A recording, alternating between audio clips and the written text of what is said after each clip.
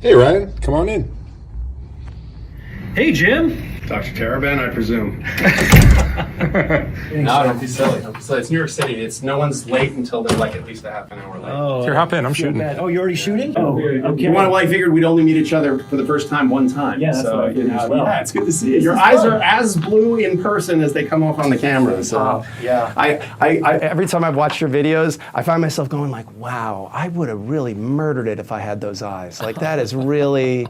Like that has got to be. I would have learned some hard lessons about women that way, you know. Like women dig the eyes, so it's crazy to me. I'm so glad that we did this. Like it's so funny to me because you were the first person that I furiously texted Mark after I saw your first interview, and I went, "Wow, this guy gets it. Like this guy gets it." And then every time one of your interviews comes on, I'm just furiously texting everyone going, you got to see this one. You got to see Ryan. You got to see Ryan. You got to see what he's saying now. And invariably, I have clients, colleagues who get back to me and just go, oh my God, that guy gets it. Wow. You know? So yeah. High praise. Yeah, Thanks, man. yeah, it's big stuff, man. I'm telling you. And I downloaded your audiobook. And so yeah, I'm genuinely a fan. I brought you a copy too. Oh yeah? All right, cool. Good. A hard copy is always good to have. But yeah, I think it's just so interesting that we have these, you know, like the software and the hardware, you know, like I'm so structural in the legal definition of marriage and like what that economy looks like from a legal standpoint. And then your work digs so deep into sort of what's the back end of that, what's the operating system behind that. And I kind of love that, like, you know. Well, the stuff that you do is so important, and I think that's the takeaway that I got when watching your first interview on Soft White, is a lot of people are signing up for an agreement. It's a serious business agreement. They've never read the fine print. They don't know what the contract is like. On some level, they're not sure what they're signing up for, and they're making an emotional decision. And I think that can get people into some difficult situations a little further down the road. And it's even more, for me, even than just there's an emotional decision. What I find really intriguing about your work as it relates to the subjects I'm talking about is how much of a glacier like that really, like an iceberg that really is. There's like this surface level of the emotional thing. Like all of us know love's an emotion. Like love's an emotion. Love's a verb, but love's an emotion. And you fall in love so fast, or you fall into something like love. You fall into some kind of fascination or passion. And then, you know, the manner in which we fall out of that, or that the luster of that fades, and how much is it, like the stuff about your work that I find so fascinating is this idea of like, okay, let's really deconstruct what it is that is making people feel like this is a good bet. Like this is a good, like, because I'm the house and the house always wins. You know, like the legal system, I mean, marriage, 56% failure rate, right? I mean, that's just if you consider success as not getting divorced. But if 56% of marriages end in divorce, and then another 10 or 20, as I said on my first interview, you know, end in, all right, well, we'll just be miserable forever because we don't want to give up half our shit.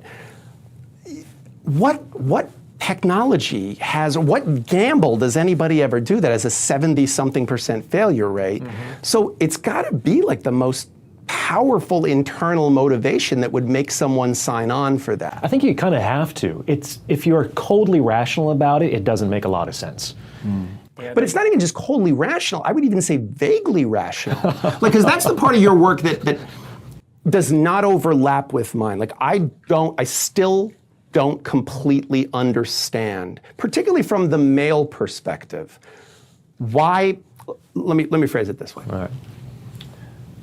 So the zeitgeist now is all about, you know, why is Leonardo DiCaprio dating women in their 20s, and why are, you know, all of these older, successful, wealthy men dating gorgeous young women, which to me seems like the most preposterous question, because if you think about it. Like, I'm a 52-year-old man. If a 20-something-year-old woman wants to date me, which is entirely possible, okay? Especially now that you've gotten famous. Absolutely. Like, fame is an ultimate drug. It made me 2 feet taller.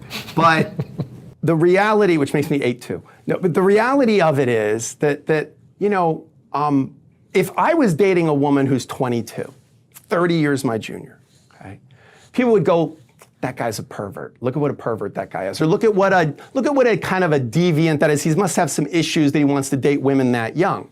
The women are saying this, or the guys are saying this? I think women are saying this, and I think some men are saying it maybe as plausible cover. But I think some guys are going to be like, wow, what's interesting to me is, though, what I like about her is incredibly obvious. She's beautiful. No one, even the most staunch feminist, would say that a woman in her 20s doesn't look fantastic. I mean, why are women in their 30s, 40s, 50s, 60s, and beyond trying to have the skin they had when they were 20, trying to hold on to that look? So it's obvious. But you're not supposed to say the quiet part loud. Well, but I think, see, that's the part that, the quiet part is, what's with her that she would be, if anyone's kind of weird, it's her. She's dating me. Like, You think that's weird, really? Well, I mean, I think it's weird if you don't say the real quiet part out loud, which is that love's an economy.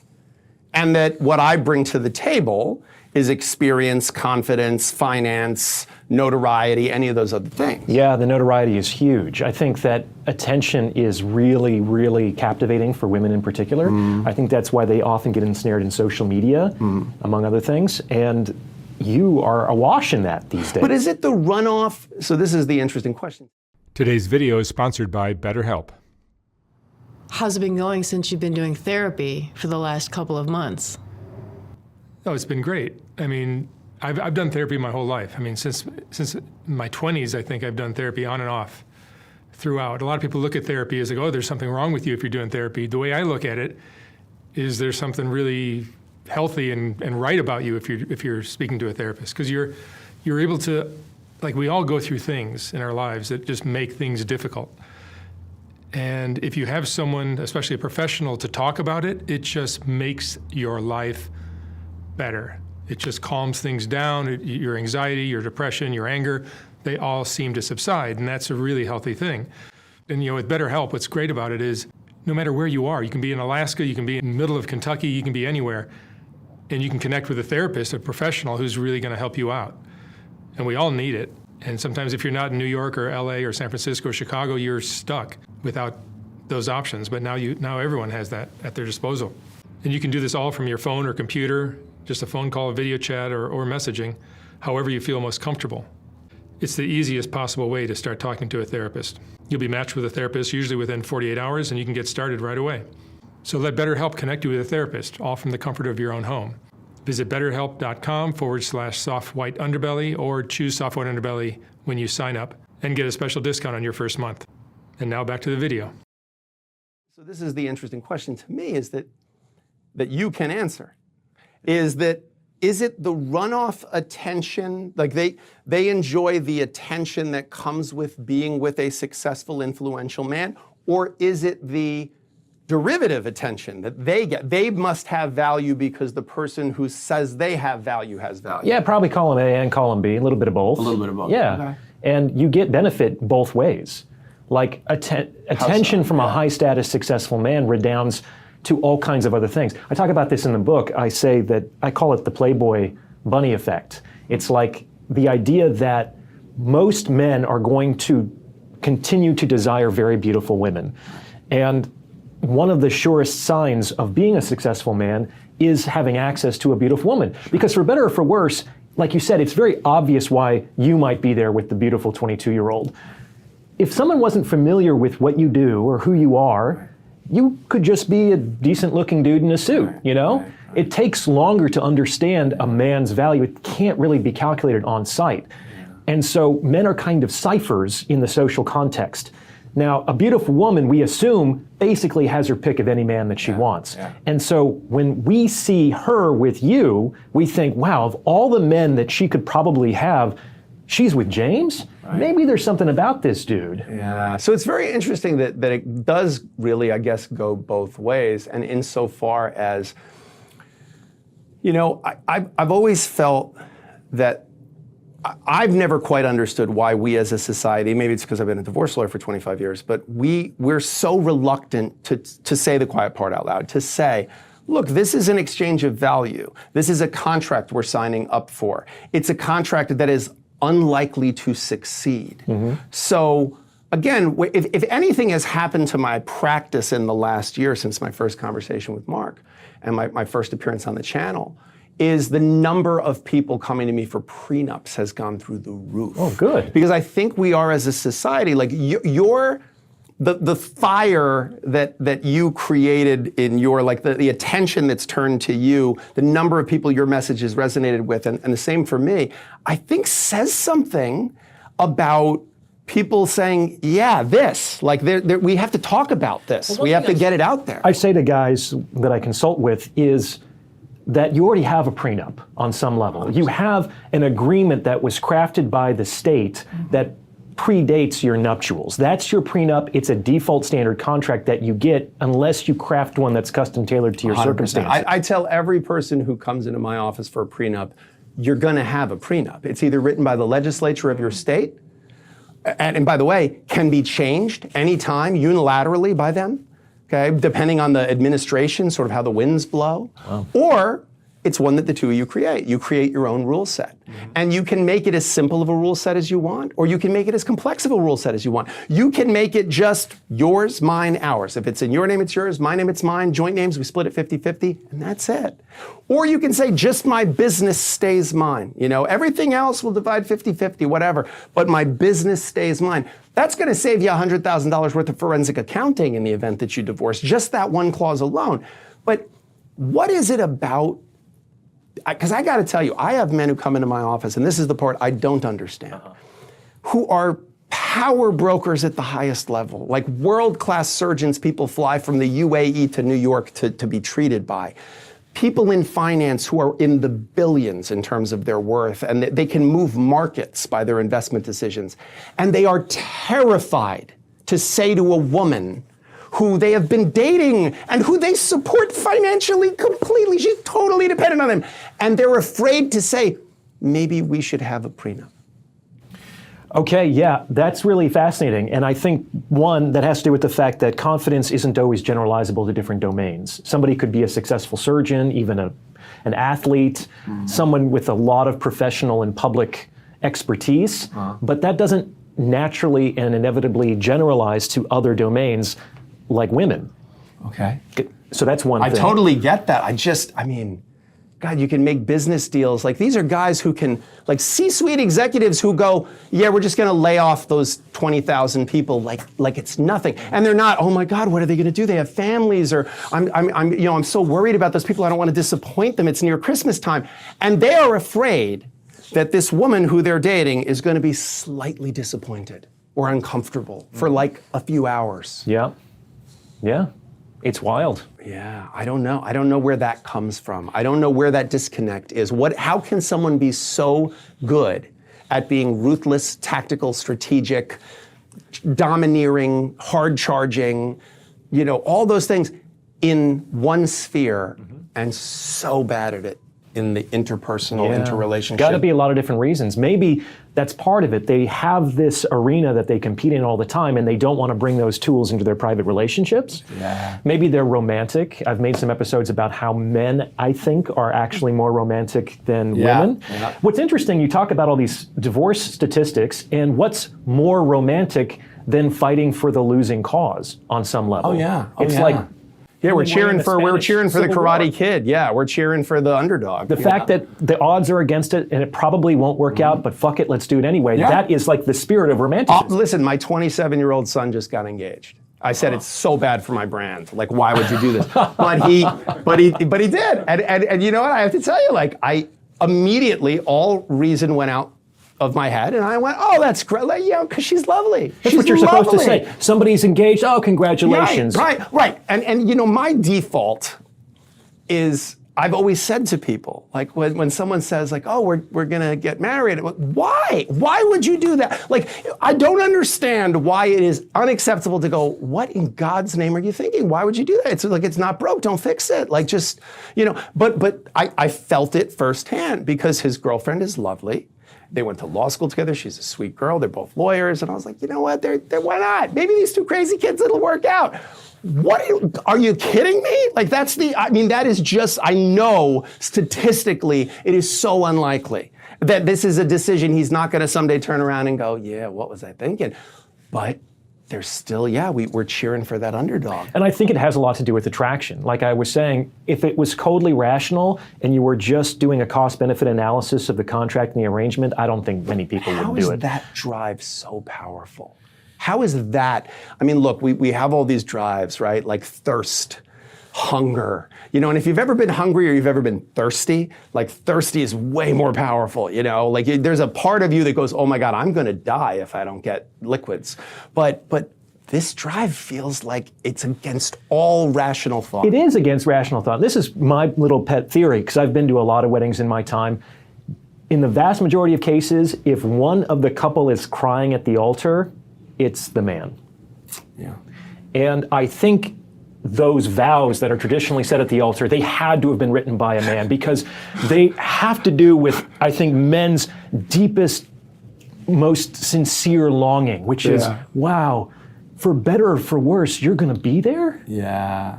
Like in sickness and health, you're gonna be there you'll for really me? be there. And it's like, wow, I don't have to carry it all myself. I found somebody who will look after me if I need to.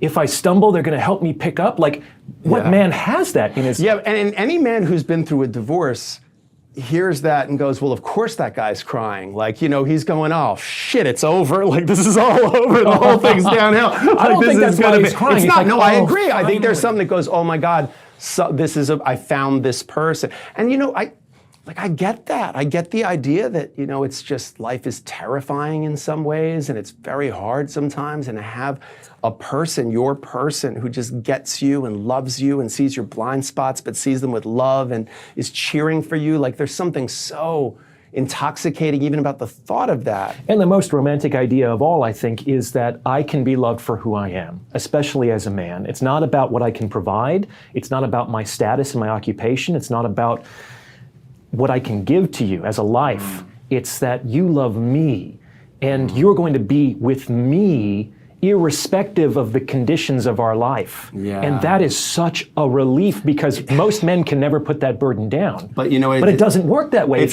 you surrender those things that make the relationship work, you endanger the relationship. Yeah, and see, as you're saying that, because of what I do for a living, it's that, I wish I knew no astronomy when stars appear. Like, all I can think is, oh, and that's why when that rug pull happens, Jesus, does it go the other way? Like, because for a man to say, it's kind of like okay, are we gonna fight? Are we gonna fight? Oh no, we're not? Okay, we're gonna be friends. And then you punch me. It's like, that is so much worse. Sure. Like, that is so much worse than if you'd just been like, oh, Sexton, I got a problem with you. And we're like, all right, I got a problem with you. Let's figure this out. Like, that's so much more honest. Sure. Whereas if you were like, oh, you're so great, and then you choke me, it's like, wow, really? Like, I've had, in Brazilian Jiu-Jitsu, you have rolls with people, and the guy goes, oh, I've got a shoulder thing. If we could just go a little light. And you're like, yeah, of course. And then they just take your head off. And you're like, oh, I thought we were going light. Well, I think and that's it's the same vibe. Where there's different forms of aggression with men and women. With men, it generally is more direct. But most women couldn't really hold their own in the direct, certainly physical altercation with a man. They win in marriage all the time. Well, they have the high ground in that one. Like, they've learned got us indirect beat. forms of aggression, and their aggression is more verbal and more emotional. And most guys are completely outclassed when it comes to that. They're dealing with a 10th degree black belt in emotional warfare sometimes, and they can barely put their feelings into words. Yeah, you know and what I think they learn that kind of fighting, if we want to call it fighting, that kind of tactical thinking in the context of the relationship. I think most men try to learn how to fight while they're in the fight, which is the worst time to learn how to fight. Yep. Like, they really, like, a lot of guys come to me, and you know what, I guess that is an answer in some ways to the question I asked earlier, where there are men who are so good at these negotiations, high stakes things, and then they just are so bad at this kind of conflict, the conflict that they have to disappoint their romantic partner. Well, they also know when they're negotiating in the boardroom that they're negotiating. Yeah. Sometimes it's with an women, honest you transaction. don't know that you're in a point of negotiation. You don't know that this might be an antagonistic interaction. Yeah. Like, it's not, you're stepping into the ring and the announcer is... Yeah. So obviously then, because this is the question I wanted to ask you. So obviously then, the best thing a person could do, like you talk to any nutritionist, they're going to say, well, the best thing you could do is not get fat. So just don't get fat. It's easy to not get fat. It's easier to not get fat than to get fat and try to lose the weight, right? So it's easier to maintain your weight. Okay, so if at the start of a relationship, you've seen the truth, you've read your book, you've watched our interview, got the prenup, like you're going into this thing with your eyes open, okay? So of course, that's the ideal, right? That's the ideal, is for a young person to go, okay, a young man to see this and go, all right, I see these things, I've seen the Matrix, whatever, I've taken the red pill, I get it. What do you do if you're already in it? Like that's, because those are the people coming into my office. The people coming into my office are guys who go, okay, now I see it, but I'm in it. I'm in it already. Like I don't have a prenup, and I didn't realize this was going to be like a tactical thing going on between us. I thought it was like, oh yeah, I found my person, she loves me more than anything in the whole wide world, I'm going to take care of her material needs, and she's going to be kind to me and have sex with me forever. And isn't it great? It's going to be great. Oh, she wants kids, I'm going to get her kids, now she's going to be happy. Like, oh, she wanted a house, okay, now she's going to be happy. And then he turns around and goes, wait, I did it all right. And she's banging the tennis instructor. Like, what, I was at work. She's saying she felt alone. She felt alone because she was alone because I was at work, because she wanted that house and the kids to go to private school. Like, and I would have stayed home and like hung out with her all day if that's what she wanted, but then she would have been mad at me for the fact that I'm home all day and why don't I go get a job? So what do you say to the guy who is in it already? Like, you're already in a fight. How do you say to that guy, oh, by the way, try not to get punched so often? Like what yeah, it's really, really hard to do. It's so much better to do the right thing from the beginning than to try to do the right thing after 10 or 20 years of doing the wrong thing.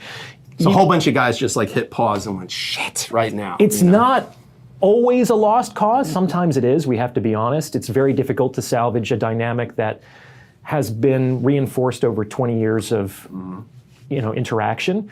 And if you do start to change, it generally gets worse before it gets better. Yeah, so which is better psychologically in terms of how it's going to be related to? Do you pull the Band-Aid off, or do you slowly get into the pool like gently? Like what, do you just jump in the cold pool, or do you gradually get in? Like, do you slowly start changing the manner in which you're relating to your partner, or do you just sit them down and say, look, I've come to some realizations? Okay. Talking isn't really that helpful. Besides, sometimes men believe that because we've used our words and reached some sort of understanding that things will be different moving forward. In my opinion, it's much better to just change your behavior and let that speak for itself. And rather than a slow and gradual, I think you do want to rip the Band-Aid off, but to really target maybe one thing at a time. You can't change everything all at once, so maybe just stop responding in a certain way to this kind of behavior.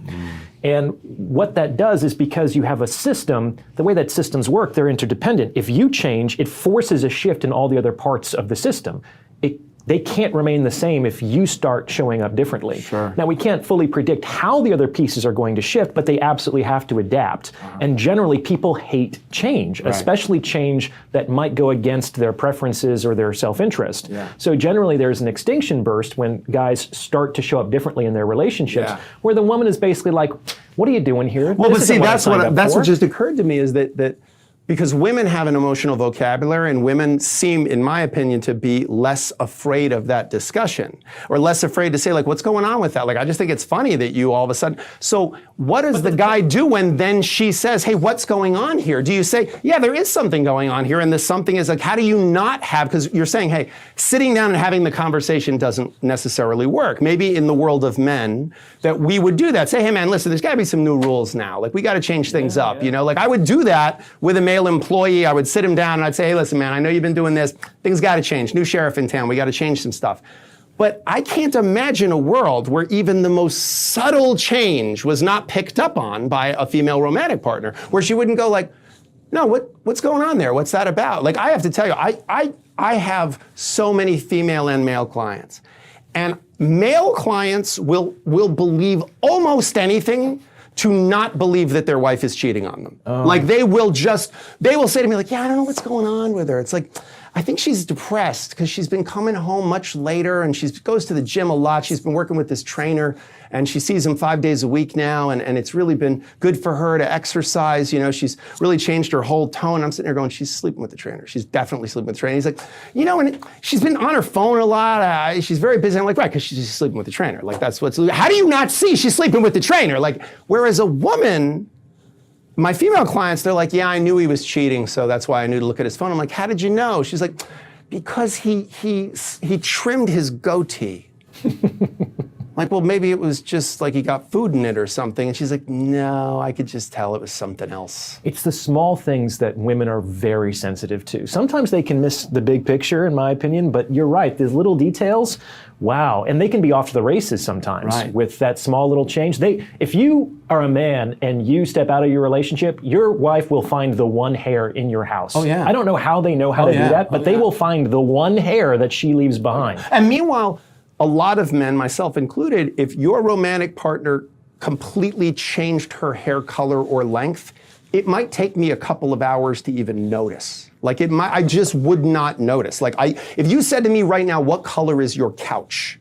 It's been in my living room for over a decade. I have no idea. I think it's like a dark green. I think. It might be brown. I have no idea. Because I'm totally blind to it now. I just see it's there and I sit on it and that's it. I can tell you probably how many cushions it has because I know how I move on them. But I don't know what it looks like. So how do you reconcile that sensitivity, right? The fact that a woman can pick up on that hair or on that slight change in your tone or that slight change in the way you're looking at your phone. How do you reconcile that with, and their willingness to have the conversation, to say like, hey, what's going on? What are you doing? How do you reconcile that with not getting in that discussion? Well, first of all, I don't think when a woman has that kind of conversation, it's not really, I think, a discussion. They're not trying to kind of figure out what's going on. They're using their words as an emotional charge. It's like, hey, what's going on here? It's almost like, I've noticed that something is going on and I don't like it, and I want to communicate to you that I don't like it, and there will be consequences if you persist in this behavior. Even if that's not her semantic language that she's using, I think that's the impact of her tone. And I think that's that tone that a lot of men have difficulty withstanding. It's either that tone of, I'm unhappy with you. I'm disappointed. Or it's the tears. And, I've hurt my woman. She is out of sorts, and I've said or done something, and now she's crying. And I think that's something of a failure of intersex understanding. Like, what would it take? How much pain would you have to be in for you to break down in front of me? Well, I cry a lot, so I would be fine. But I think most men, it's difficult. I think most men, it's difficult. Yeah, and so I think a lot of guys, they see the woman crying and they think, wow, this must be insanely painful for this woman. Because, man, if I was crying and breaking down, it would be a serious, significant thing. So this must be a really important issue that we have to address right away, as opposed to maybe it's just something that she needs to feel, and then 10 minutes later, she's like, you want to go for ice cream? Yeah, and I mean, it's well said. I think there's also a piece of what you're saying that earlier that is popping into my focus again, and that is, I think part of the reason why you see the guy crying at the aisle more than the woman in the wedding is, I think there's this feeling of, I feel perfect in that moment. Like the way I feel when a woman looks at me and is like, oh my God, you're a superhero. Like, you're just so great. Like, I had this problem and you solved it like that. And you're handsome and you're so smart.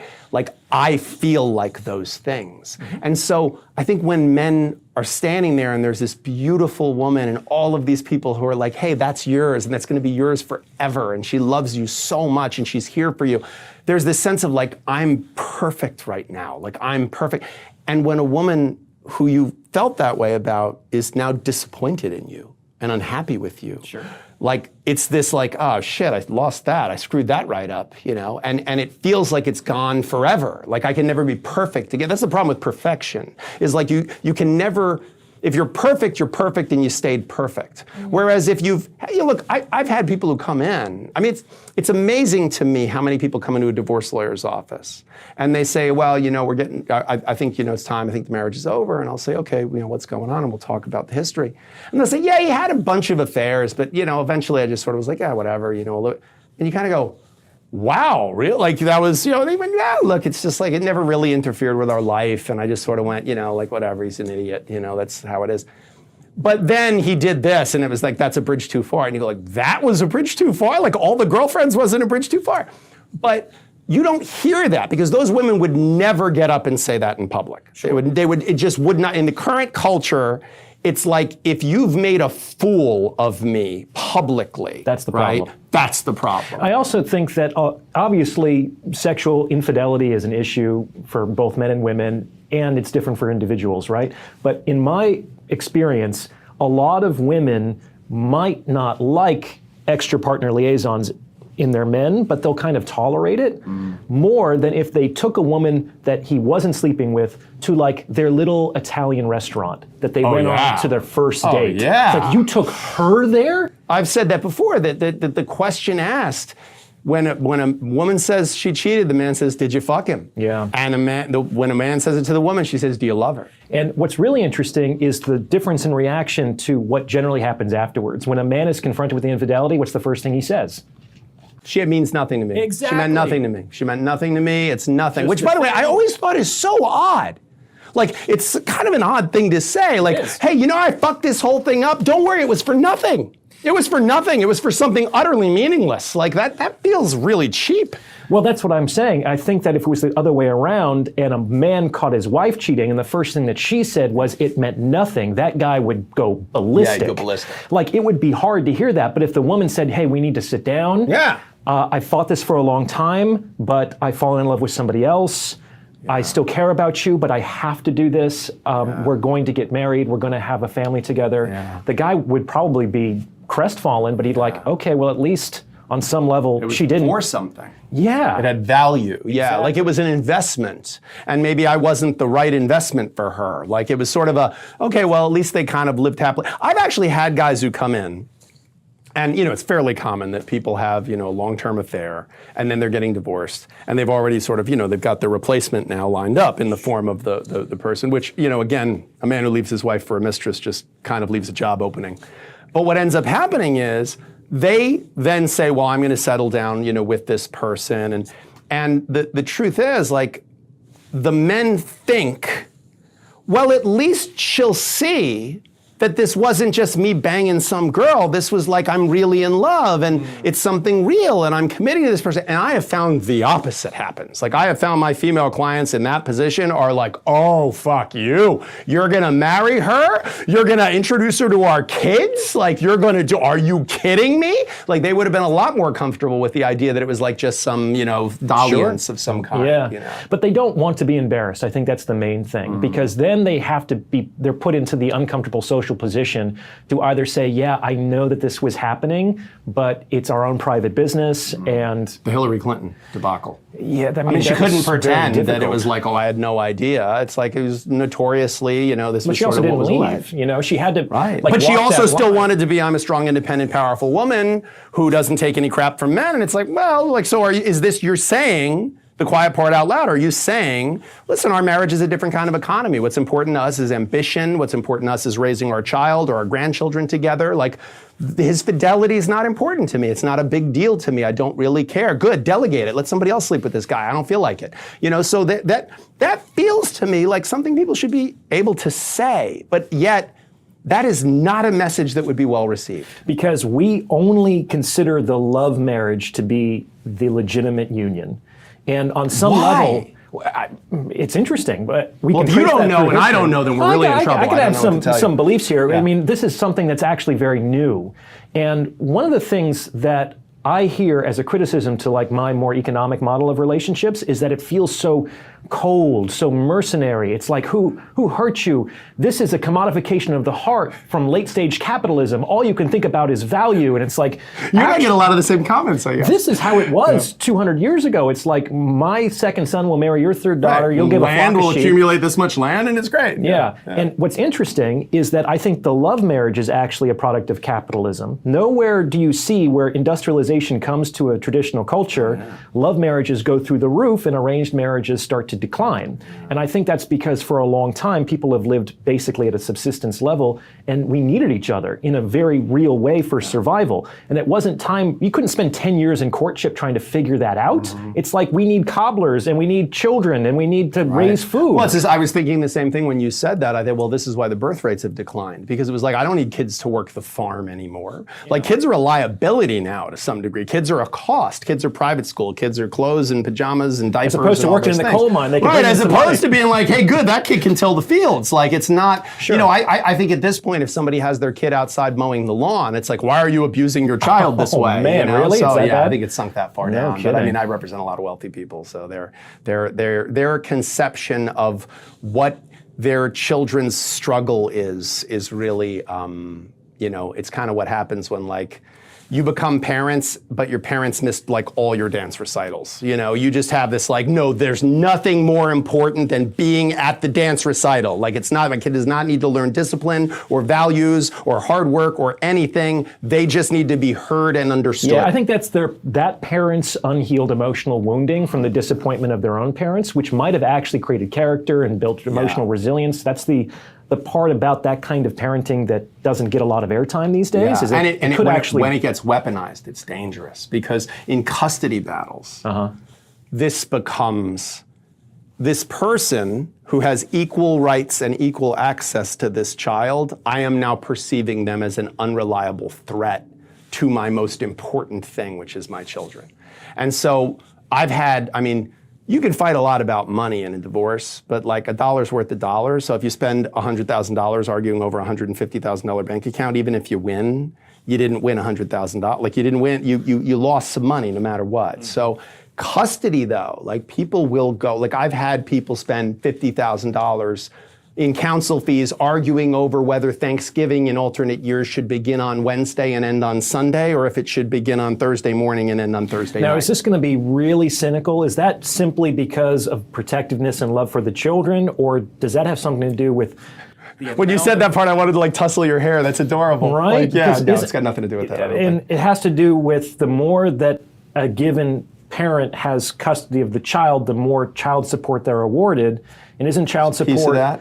not I think a really piece of it based is- on what's necessary, but kind of what's available? Yes, but I actually think there's more than that. I think it's because Okay. fuck you, that's why. Like, because what do you want? You want the kids to have when? No, yeah, I don't want that. Have why? you been dealing? Because fuck you, that's Have you been why. dealing with parental alienation? Like, All is that the something time. that comes up? It is not only am I dealing with it, it is the thing of the moment. It is like the judicial zeitgeist, the divorce thing. Like, you know how like 2024 is the year of my ex is a narcissist, my ex is gaslighting me. Like it's on the bingo card of shit people say now is malignant narcissist, gaslighting. Like for a little while it was like Black Lives Matter or All Lives Matter. Now 2024, it's been gaslighting, it's been narcissism. The 2024 into 2025, it is parental alienation is the thing, and what's called negative gatekeeping is the other thing. I haven't heard that term yet. So negative gatekeeping is a form of alienation. So to put it in its simplest terms when I explain it to clients, alienation is your father's an asshole. Negative gatekeeping is, hello, here it's your father. I just said your father's an asshole. I didn't have to say it out loud. And what's great is when the child's attorney or the judge speaks to the kid and says, does mommy ever say anything bad about dad? The kids tell him the truth when they say, no, she didn't say anything about dad. But she said, because here's the difference. What's the difference? Ready? Hey, did you have fun with dad? Oh, that's great. Where'd you guys go? Oh, you went to the park? Oh, that's nice. That's good. It was fun. Oh, good. Did you have dinner? Oh, what did you have? Pizza? Oh, good. I know you like pizza. All right, well, go upstairs, brush your teeth. I'm so glad you're home. I missed you so much when you were away this weekend. Oh my gosh. Are you okay? Yeah, you okay? Yeah, you had a good time. You were with dad? What you got? You went to the park today? It's so cold today. Oh my gosh, did you have pizza? That's all you had for dinner was pizza? Oh my gosh. Why didn't they give you any vegetables? Well, you know, it's okay. You know what? I'm gonna make your favorite soup. Go head upstairs, and when you come back down, I'm gonna make you your favorite soup, and we're gonna hang out and we can watch TV together, okay? What did I just do? What did I just do? I just alienated that kid from dad I just said, are you okay? That means dad's dangerous. Why would I not be okay? I was with my dad. Like this is what the face of alienation is now, is this negative gatekeeping model. It's this very clever, insidious way of like, I could have been helpful, but I've been so much more. Wow. You found this way to sort of pull the person out from it. And you will not be surprised probably to hear, for some of the reasons I think you just said very well, this is something women are really good at. So much good better at. than men. That's what I was thinking about when Men you did suck your at alienation. Fantastic imitation there. It's so subtle and cunning. Like there's a difference between like regular gossip and high-level cunning female gossip. Regular gossip is like, did you hear about Janie and you know, she's slutting around and kind of things like that? That's regular gossip. High-level gossip is, you know, have you seen Janie recently? I'm a little concerned. Or even the I think it's so great that Janie is just like out there. You know, she's so like she just doesn't care that she's gained a little weight. She's very like, hey, let's just love get it. She's so happy oh my, and isn't it comfortable in great? her And like, body. you know what? It's so I envy that in her. I'll tell you because I'm like, you know, constantly at the gym. I watch what I eat. But Janie, oh my God, she just puts it all out there. She doesn't even care. You totally get it, and most guys don't. It's almost like there's a disjunct, but we can't quite figure out what's going on yet because it doesn't feel right, but we can't really put our finger on what the issue is, a lot of guys. I mean, I think the corollary to that, though, is that that's one of the reasons why male friendships, I think, are more trustworthy and resilient in some ways. Because men, like, if the guy doesn't like you, he's going to tell you he doesn't like you. And if he likes you, he's going to tell you he likes you. Whereas women's relationships, it's like, hi, how are you? And then the minute she leaves, like, oh my God, I hate her. Like, I have a bunch of female employees, and like, I watch them, and it's like straight up Pat Bateman sociopath shit. Like, they're just like, hi, how are you? Oh, it's so great. Good to see you. Okay, bye. Oh my God, I hate her. And it like literally puts a chill down my spine. Like, I could not, I'm fake for a living. I couldn't pull that off. That's incredible. Like, that is masterclass. Yeah, they're playing games within games within games sometimes. So then how do, because look, you and I have both been sort of like, pulled into a lot of red pill conversation, a lot of conversation. You know, we've talked to a lot of the same people. And I think a lot of the same audience is interested in our perspectives because we touch on some of the same material from different pieces. But this is the piece that like, it intrigues me that, again, how do we solve for? Because I am so good at problem identifying. Like, I'm great at identifying with you, but like problem solving is much harder, you know, on every level. So I feel like a lot of these issues, especially when I talk to judges, you know, and I'm in court talking about these kinds of alienation cases, these kinds of negative gatekeeping things. And I say, this is not a problem that has a judicial solution. No, it has to do with teaching men kind of how women operate and what makes relationships work and thrive. I think in the masculine model, we have a different understanding with respect to, let's say, commitment and affection. To a lot of guys, it's almost like, hey, 20 years ago, I put on my tux and I said I do, so like, what more do I have to do? Right, like the president has sworn in once. We don't have to keep swearing the president in every day. You know what I'm saying? Yeah. I said it once. That's a great metaphor. That should be enough. What more do you want? I've already given you the biggest commitment any human being can give another person. Right. It's also important to understand that, as I say in the book, no one continues to pay the plumber. The plumber is very valuable when the toilet is clogged, and you're willing to pay top dollar to get that problem solved. But after the plumber has done his work, no one keeps paying him. So what's interesting in your example that you gave a few minutes ago, where the guy is like, hey, I gave her the kids, I gave her the house, I gave her everything, all that is in the past. All that is in the past. And the guy might reasonably think, well, doesn't that count for anything? But no one continues to pay the plumber. Everything with a woman that has occurred in the past is like dead. She takes that with her. It's like completely inaccessible in her memory, at the very least, and any kind of provision that you've given her, like she's already enjoyed. The only thing that a woman really loses when a relationship ends is that which she still wants but hasn't yet been given. So how do we make so this is the interesting question then. How do we make a heterosexual coupling into a subscription model? Because really, what's the opposite of paying the plumber? Toilet clogged, got to pay the plumber.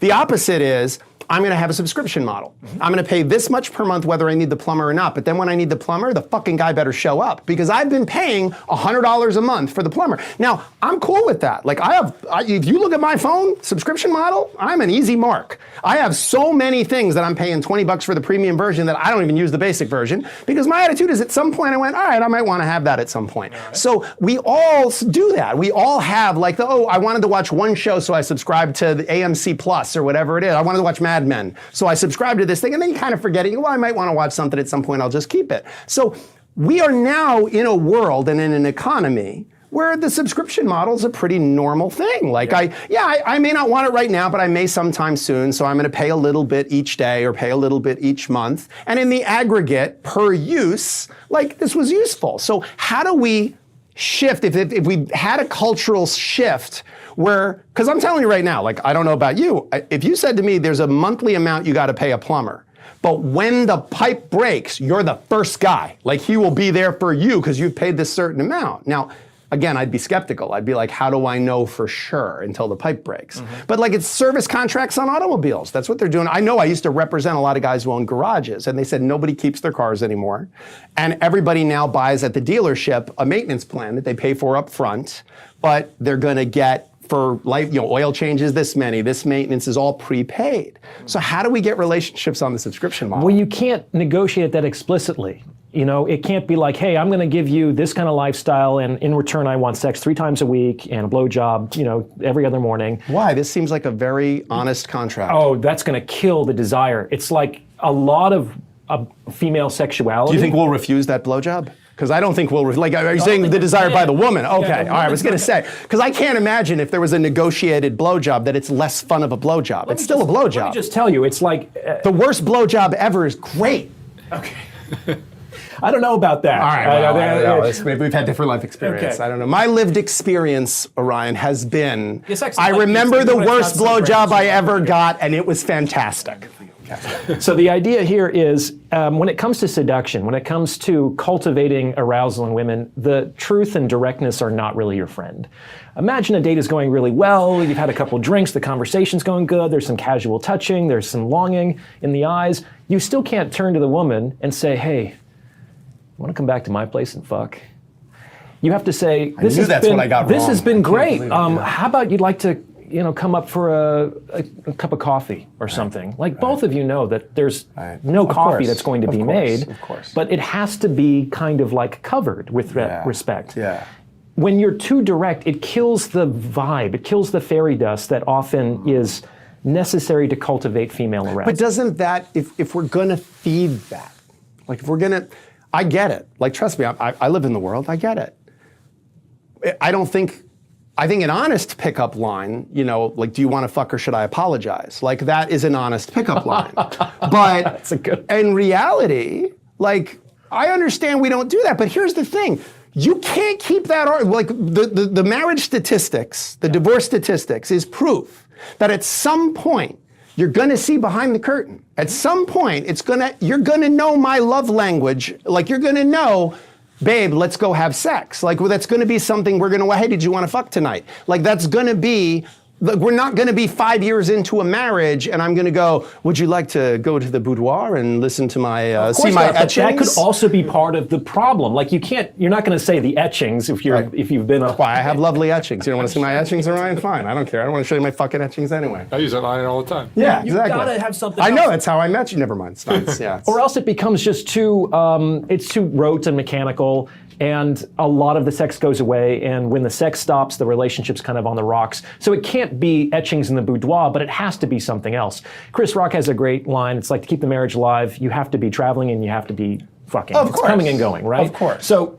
that's, I think, the greatest aphrodisiac to a woman in a relationship is foreign bed count. But if we're gonna give Chris Rock his due, by the way, divorced guy, if we're gonna give Chris Rock his due, he also masterclass one of his routines about, while he was still married, he's like, I haven't had a blowjob in years. Oh, I've had fellatio. Yeah. He's like, but I haven't had a blowjob. I haven't had my dick sucked. And there's a difference. When you say, hey, later, can we have a blowjob? You're going to get a fellatio. You're going to get fellatio. You're not going to get your dick sucked. Yeah. So it's different. Yeah. Now, the subscription model is interesting because I think it does kind of work.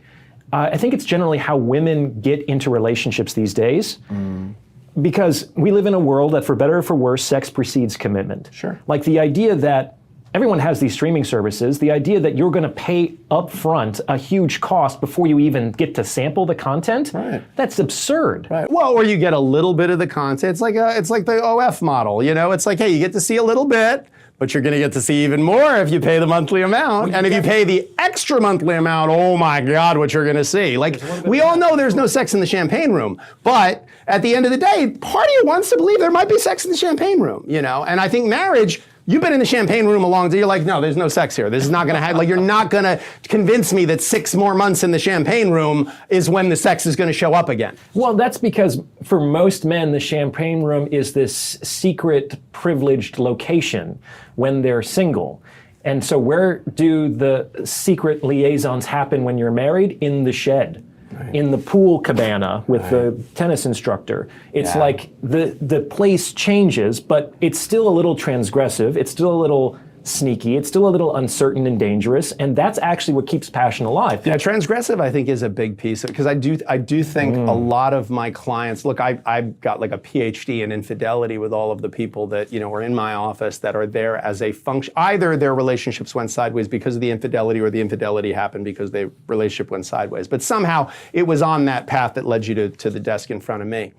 And a lot of times there's this sense of they were like, yeah, but I felt alive. Sure. Like I felt alive for the first time in a long time. And you kind of saying to somebody like, yeah, you're going to lose like $20 million worth of your assets. And they're like, totally worth it. Can't take it worth Totally, yeah, totally worth it. Well, I think for high net worth individuals, it's a very different thing because the death of one is a tragedy and the death of a million is a statistic. So if you have $100 million and now you're only going to have $50 million, you're still going to be okay. Yep. So part of you goes like, fuck it. Like I'm going to, I'll pay $50 million to be free. Yeah, marriage is for the very rich and for the very poor. Yeah. Because you can't get blood from a stone. That's the other way around. Yeah, that's an interesting thing. People say about New York that New York is a great place to be if you have money. It is. So this is the first time I've been back to New York in 10 years. I used to live here. We missed you. Thank you. Yeah.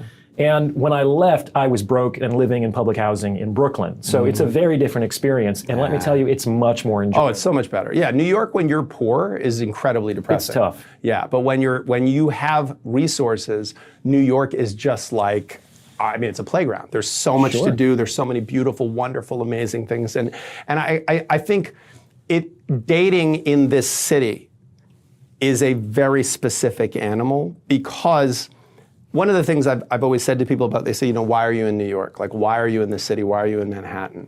And I always say to them that whatever it is you're into, someone here is doing it at the highest level. Mm-hmm. So like, I don't know anything about like a boat in a bottle, but if you're like a boat in a bottle, I bet there's someone within 3 miles of this Times Square that is one of the best boat in a bottle making people in the world. Well said. And they're here, and so there's this feeling that you're just right in the middle of all that. And I think it's true of seduction. I think it's true of, I walk around, I live in Chelsea, so I walk around this part of the city. It's a lot of gay men in Chelsea, which a lot of them just look photoshopped. Like they are so good looking that on the elevator, I just stand there and I go like, my God, like that's insane that a person looks like at the gym I work out at the Equinox in Hudson Yards. It's stunning how good looking these people are. And the women, you will lose 100 IQ points, like just looking at, like I'm a incredibly comfortable speaker. I can tell a story while someone's trying to tell a competitive story and objecting to the story I'm telling, and you still won't knock me off it. And I literally go like intellectually disabled. I was talking to a friend of mine's girlfriend, and she was so distractingly beautiful that she was trying to make small talk with me. And I actually she went, oh, around here, is there a good, and I was like, there's a lot of shopping here. And I thought to myself, like, what is wrong? Like I could hear my brain going, what is wrong with you right now? But it really is, that's such a powerful intoxicant. I think you can get used to it though, but you have to be around those types of women so much, which is not something that the average man gets access to. Like, have you been starstruck? I mean, you're now getting into conversations with all kinds of folks that maybe you would never have talked to, and maybe a few of those you're like, wow, I really like you. Every once in a while, now I represent a lot of athletes and celebrities, and when you initially are with them, there's this feeling of, oh, you're like actually sitting in front of me. You're not just on the screen, or you're not on the Jumbotron, like you're just sitting in front of me. And then you find out like, oh, and you're kind of a mess.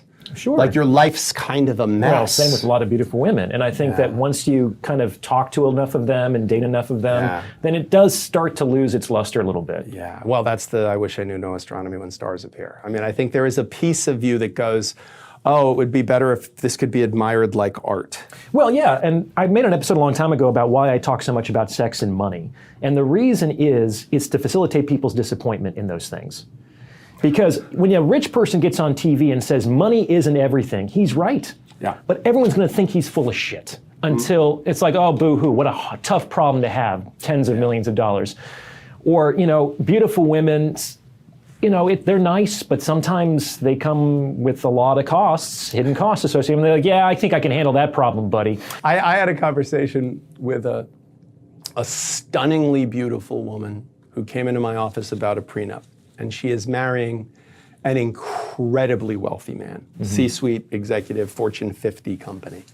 And so and what she brings to the table, basically, she's very bright, she's educated, but she's mind-blowingly beautiful and quite young, probably in her 30s. And she's marrying a guy, he's in his 50s, he's divorced, and he is incredibly successful. And she was talking to me about, how he's very nervous to get married again. Like, he wants to marry her. They have a lovely, very fulfilling, beautiful relationship, but he got very burned in his divorce, as many men do. And he's just very reluctant. And she said, I don't know how to get around that. I don't, he's very distrustful. I mean, I know he loves me, but I've never lived in that world, so I can't really relate to the feeling he has. And I said, well, I've represented a lot of very successful, wealthy men in particular, and, everyone has an agenda. Like, they don't know, does this person genuinely relating to me because they like me, or is it because they know I can invest in their business, or I can buy them something, or I can give them access? She said, well, yeah, I guess just, I don't know what that's like. And I said, you don't know what that's like? A stunningly beautiful woman. You don't know, is this guy talking to me because he wants to have sex with me, or is this guy genuinely talking to me because he thinks what I have to say is interesting? Like, you have a wealth.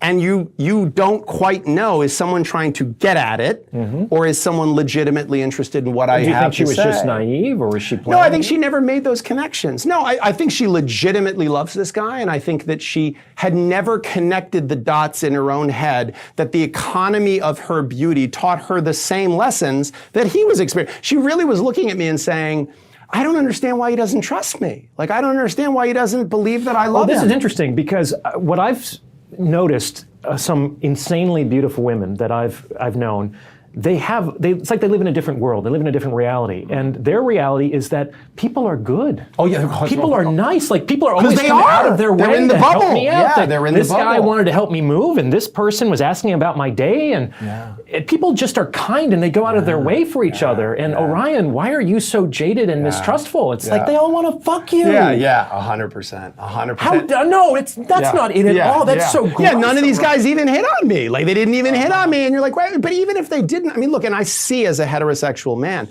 I see, like, I meet a lot of beautiful women and interact with a lot of beautiful women who I never have sex with and would never have sex with, and I'm not trying to have sex with. But I still feel this sense of like, oh, I want to open the door for them and be nice to them, and like, why? Because it just feels good. It feels good to like have them smile at me. It just does. Like, it's a superpower. Beauty is a superpower of sorts. Absolutely. And wealth is a superpower of sorts. It's just one we're allowed to talk about. Like, we're allowed to talk. I think we're allowed to talk about, money in real terms, because money's like considered sort of profane to talk about to begin with. So why not just, like, I guess we're starting to, it feels to me like in the culture, we're starting to talk more about money in more honest ways, but we're not, there's still this wall we won't scale of trading beauty for money, trading sex for money, trading affection for money. Well, what is it called when we trade sex for money?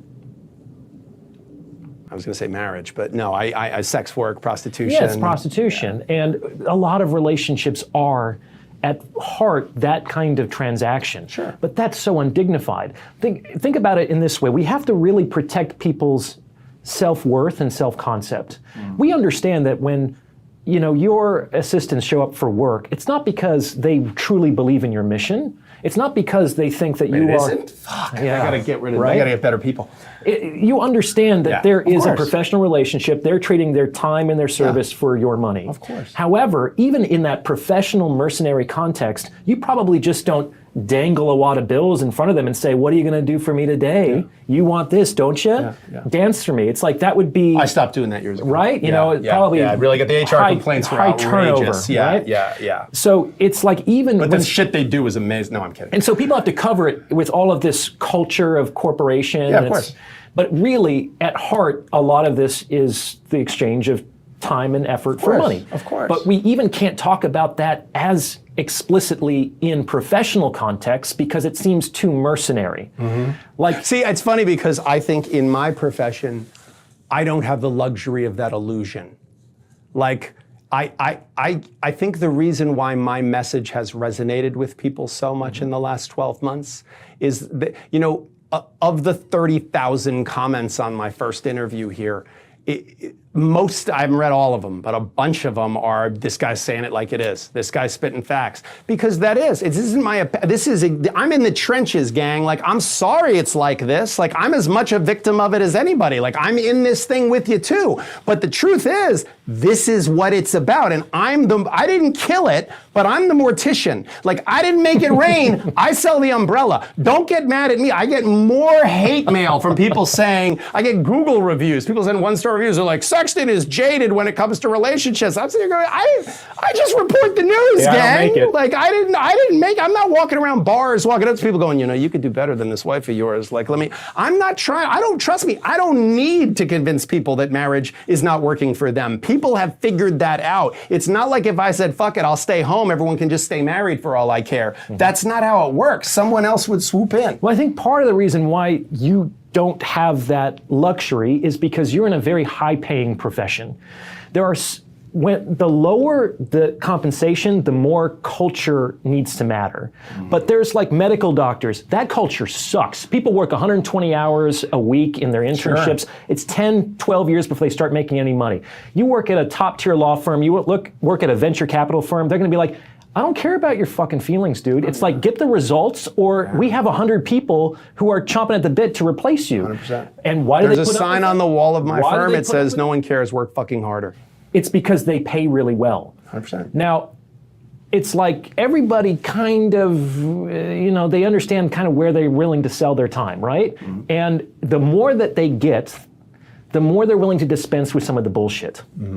But it's like, okay, I understand, I'm kind of prostituting myself, I'm selling my time for money. Sure. All right? But I'm okay with that because of how much I'm getting. And so I can dispense with some of the subterfuge. Sure. But no one wants to be a cheap prostitute. Sure. Well, but I also like the honesty. I mean, there's an honesty to saying, because I do laugh sometimes where people say like, oh, how do you sleep at night? You make money off of the misery of others. And I'm like, look, I have a friend who's an oncologist. He makes money off of cancer. Like, he does. Like, cancer gets cured tomorrow. He's out of a job. Like, I don't think he's cheering for cancer. I think, if anything, he was fighting cancer like it's his, it's a villain. But people get cancer. Like, I am not in the position where I'm saying, like, listen, I don't think I'm going to run out of work anytime soon. I think the reality is we're going to continue to suck at this. Yeah, I don't think that they became miserable as a consequence of interacting with you. Absolutely not. They were miserable when they got here. Yeah. I mean, I actually don't even, when I first talk to people in the context of a consultation, normal human communication is stymied because normally we meet, so how you doing? One of the first things you say is, how are you? Fuck that, if I'm paying you every minute. Yeah, well, that's true, yeah. But if it's a consult, I mean, normal pleasantries are, hey, how are you? You're fucking talking to me. You're in a divorce lawyer's office. You're not good. I'm good. Like, no one's, it's nice to meet you. It's not fucking nice to meet me. Like, this is nice to meet me. But, like, it's not nice to meet me if you're getting a divorce. Like, if you're in my office, something went wrong. This was not the plan. Things did not go to plan. So I really do get that, but we know this, and we just can't say it out loud. And that's the part I still don't get, why we all know, like, anybody who, like, I watch your stuff, and I've referred friends to your stuff, and they all go, oh, he's 100% right. I mean, I'm not just talking men, I'm talking women. Like, I have so many women in my life, I've said, you gotta watch Ryan's stuff, and they watch it and they go, oh yeah, he's 100% right, this guy gets it. And I go, then why can't we just say this? Why can't we just say it out loud? Why can't we talk about, like, can't we just put this on a billboard somehow and go, okay, guys, like, the emperor has no clothes. We've all agreed now, the emperor has no clothes. We kind of get what happened here. We get what attraction might be born of. And this guy kind of gets, like, the raw ingredients a little bit. So maybe we could tinker with it and come up with something different. We can use the subscription model. We can instead of getting married, we could lease with an option to buy. I don't know. We could figure something out. We could have a renewable contract that's every whatever many years, something. Like, why can't we Uber marriage? I think that it's moving in that direction. I talk about the future relationships, the final chapter of my book. I haven't gotten to the final chapter. I was contacted by some law firm a few months ago, they're specializing in alt marriages. That's what they're calling it. So it's a way of commemorating a union in, let's say, non-conventional ways, which could just be like a really custom-tailored prenup. I guess that's kind of what it is. But I've never heard of this. yeah, I think that's probably a term that we're going to be hearing more and more of. Alt-marriage. Yeah, alt marriages. I mean, I don't think there's anything new under the sun, but I do think there are different, like, I've been waiting for somebody to Uber marriage, to figure out, like, okay, how do we do this differently? Like, how do we employ a different set of rules and not have to be ashamed of it? How do we make it into a feature, not a bug? Like, how do we do that? And I do see like an increase in people talking about ethical non-monogamy. I see people talking about not marrying. I see tremendous increase in the number of people coming in for prenups. And again, it's not just in my office. I mean, I see a lot of people coming to me for prenups because I talk a lot about prenups publicly. So people now identify me as someone who's a prenup person. But I talk to all of my colleagues who are not in the media space and who are just straight up divorce lawyers working in the trenches. And they all say, like, oh yeah, the number of prenups is quadrupled. Like, we're all, like, there's a order of magnitude increase in prenups. And I'm really interested in why, in the middle of that, like, so we all agree that's happening, but no one's talking about it.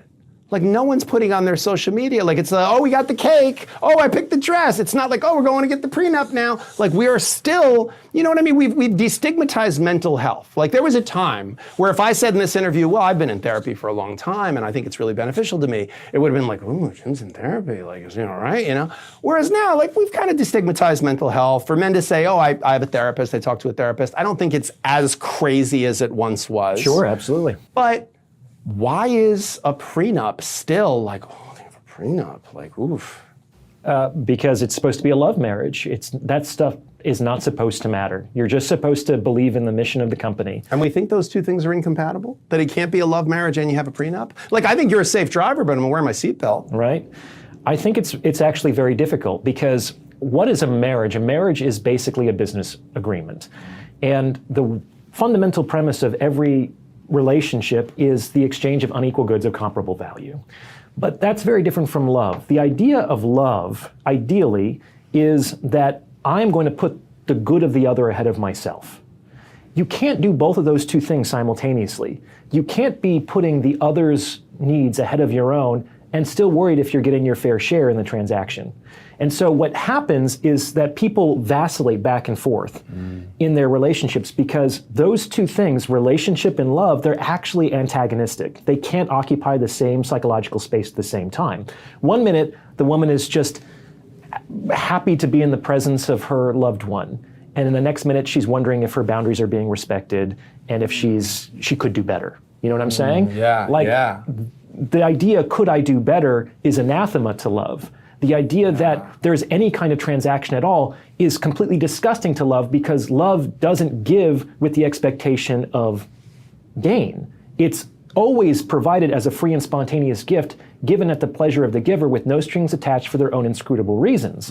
And expecting something in return cheapens love, which is correct. Yeah. But that's not why relationships work. Like, love is not enough to make a relationship work. Oh, yeah.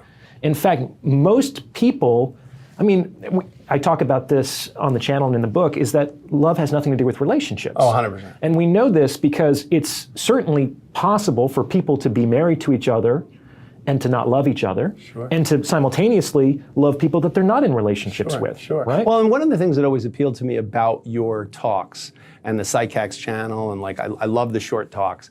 And one of the things that you come into all the time, a space that you end up occupying all the time, is this idea of like being very, like, whoever discovered water, it wasn't a fish. Like, we're all in this thing, and so we don't see it. And I feel like you pull back a lot of curtains, and you do it in a way that doesn't feel cynical, which I think is a really hard, that's a tight wire act. Like, I don't feel like, there are so many people that seem so cynical, and they're misperceiving, calling something in an honest way, being the fish who sees the water, as like, oh, you've taken away the romance of it. You've taken away, whereas I actually think that could deepen tremendously the romance of it. It can deepen tremendously because we're still, as you said, it's unequal goods of, or sorry, it's differing goods of equal. Okay, so it really is a question of like we're both bringing something to this transaction, Sure. and I think that if marriage is about codifying that in a legal way, like if the idea is not just this performative party that we're going to have, which by the way, I think has tremendous value. Like I think there is value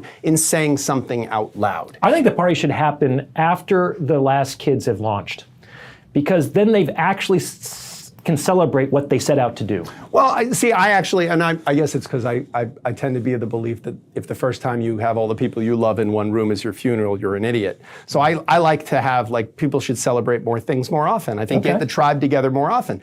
But one of the ideas I think is very beautiful about marriage is if a wedding was about, hey, I found my person.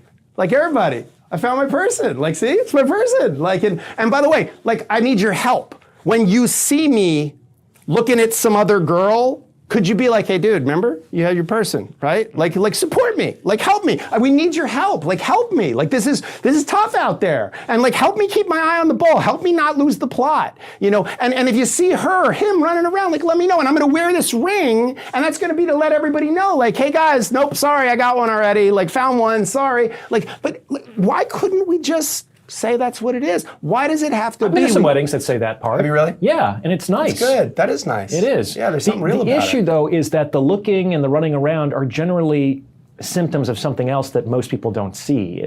It's very difficult to know what actually transpires between two people behind closed doors. Amen. The emotional dynamic can take a long time to suss out. And a lot of people, haven't you been surprised, maybe in your own social group, where I thought they were fine, they seemed like a happy couple, and no, man, we haven't had sex in 5 years. No, I assume everyone's miserable. Really? Yeah, because of what I do for a living. I mean, you know, Until but proven I'm otherwise. aware of that. It's You know, safer look, bet. I'm aware of that. My friend who's an oncologist doesn't walk around going, dude, everyone has cancer. Well, everyone does. Everyone, because everyone he meets has cancer. Like, he understands this is what he does for a living. Like, if he was a cab driver, he'd still meet some people with cancer, but not so many. Like, I understand. I look at everyone and go, oh, yeah, they're probably miserable. Well, it's like, an interesting- statistically. Maybe let's go with that analogy here, because on some level, everyone does have cancer. Like cancer it's just sort of a naturally occurring phenomenon, but it generally gets kept in check by your immune system, and so it doesn't fluoresce into the syndrome of cancer, right? Now, put that in the context of relationships and perfection. It's like everybody has these flaws, everyone has these darknesses, everyone has these imperfections, but they can be sort of covered over and dealt with in a healthy functioning relationship so that they don't fluoresce and become this cancerous tumor. That's really the issue. And then when it gets so bad, that's when somebody's running around. Well, 56% of this cancer will kill you, you know what I mean? So if divorce is what it is, I think there's something very, I don't know, you and I are representing, I think, different sides of the same coin. I think that, you know, I'm the guy who's burying this thing, but the fact that I have to bury it shows that there was something that went malignant with it. And I think that the reason I find what you have to say so fascinating is it's the best explanation I've ever heard. Because my job is to oversimplify what happened for the purpose of good storytelling. Okay. Like I want to, it's like pro wrestling. I want, right, but see, your pursuit is more fundamentally honest than mine. Mine is advocacy. Like my job is to get up and say, Your Honor, it's all her fault, or it's all his fault, and then tell a story that resonates with the trier of fact, or makes the other side feel scared. It's the gig. So, but there is still, I know I'm full of shit. Like, I know I'm paid to tell a story. And by the way, the judge does too. But does the jury know that you're full of shit? You know what? Here's the truth. The truth is that you know that the shark's not real in Jaws. You know it's a machine, but it's still scary. Like, it's still powerful imagery. It's still, so listen, I think there is a suspension of disbelief. Like, I think that judges, the best advocacy doesn't feel like it's advocacy. When I go in a courtroom and I go, listen, judge, I know most of the time I'm advocating for my client because they're paying me $750 an hour, but today I have the privilege with this guy because this guy, for real, he is like a legit good guy. Great strategy.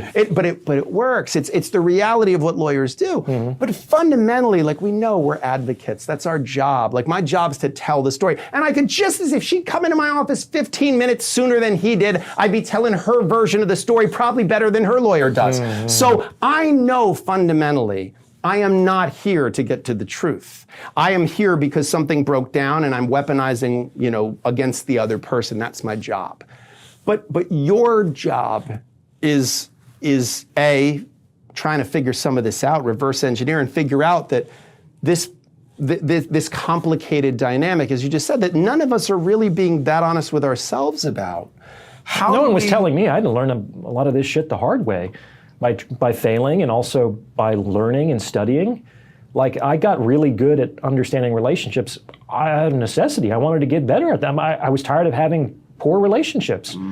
And let me tell you, I've turned that franchise around. It's like, it's so much better in the last 10 years. And you find for yourself in terms of like the ability for this to be teachable? Because Absolutely. I see people on the other end. Like I just see when it's all gone wrong. And it's not, like I wrote 2 books on staying happy in your relationship. And all I did was talked about the shit I see people doing wrong. I didn't really, I don't know what intelligence is, but I can spot stupid a mile away. But that's really important. So there was this really significant relationship study that was done at the Gottman Love Lab. Do you know John Gottman? Sure. Okay.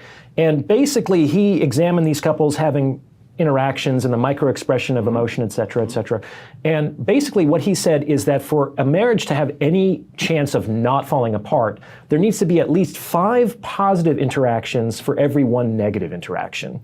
And so one of the interpretations that I have from that 5 finding, positive for every 1 negative. Yes. So the negative has that much more persuasive power. That's exactly what I'm getting at. So that wasn't stated in the study, but to me, you can look at that and say, that means that pain is like 5 times more painful than pleasure is pleasurable. Yeah. And so for a lot of people, it's not necessarily like you have to do all of these good things. Yeah. You have to stop doing the bad fucking things. bad things. And what's so funny about this is for all of us who are in any way in the public space where there are the comments, right? Like, if I read if you go on like Goodreads and read the reviews of my book, 500 positive reviews are eradicated in my heart by 1 that says, this guy's a fucking idiot. And it's that 1 just guts to me. It's the only thing I'll remember. I have so many positive comments on things, and then you read the 1 negative one, and you're like, ooh, what is it about? And see, again, to tie it back to what we were talking about before, that's the thing, in a relationship. Like, I've made her happy so many times. I've made her smile so many times, and now I'm going to disappoint her for a second. And it's like, fuck, I just screwed the whole thing up.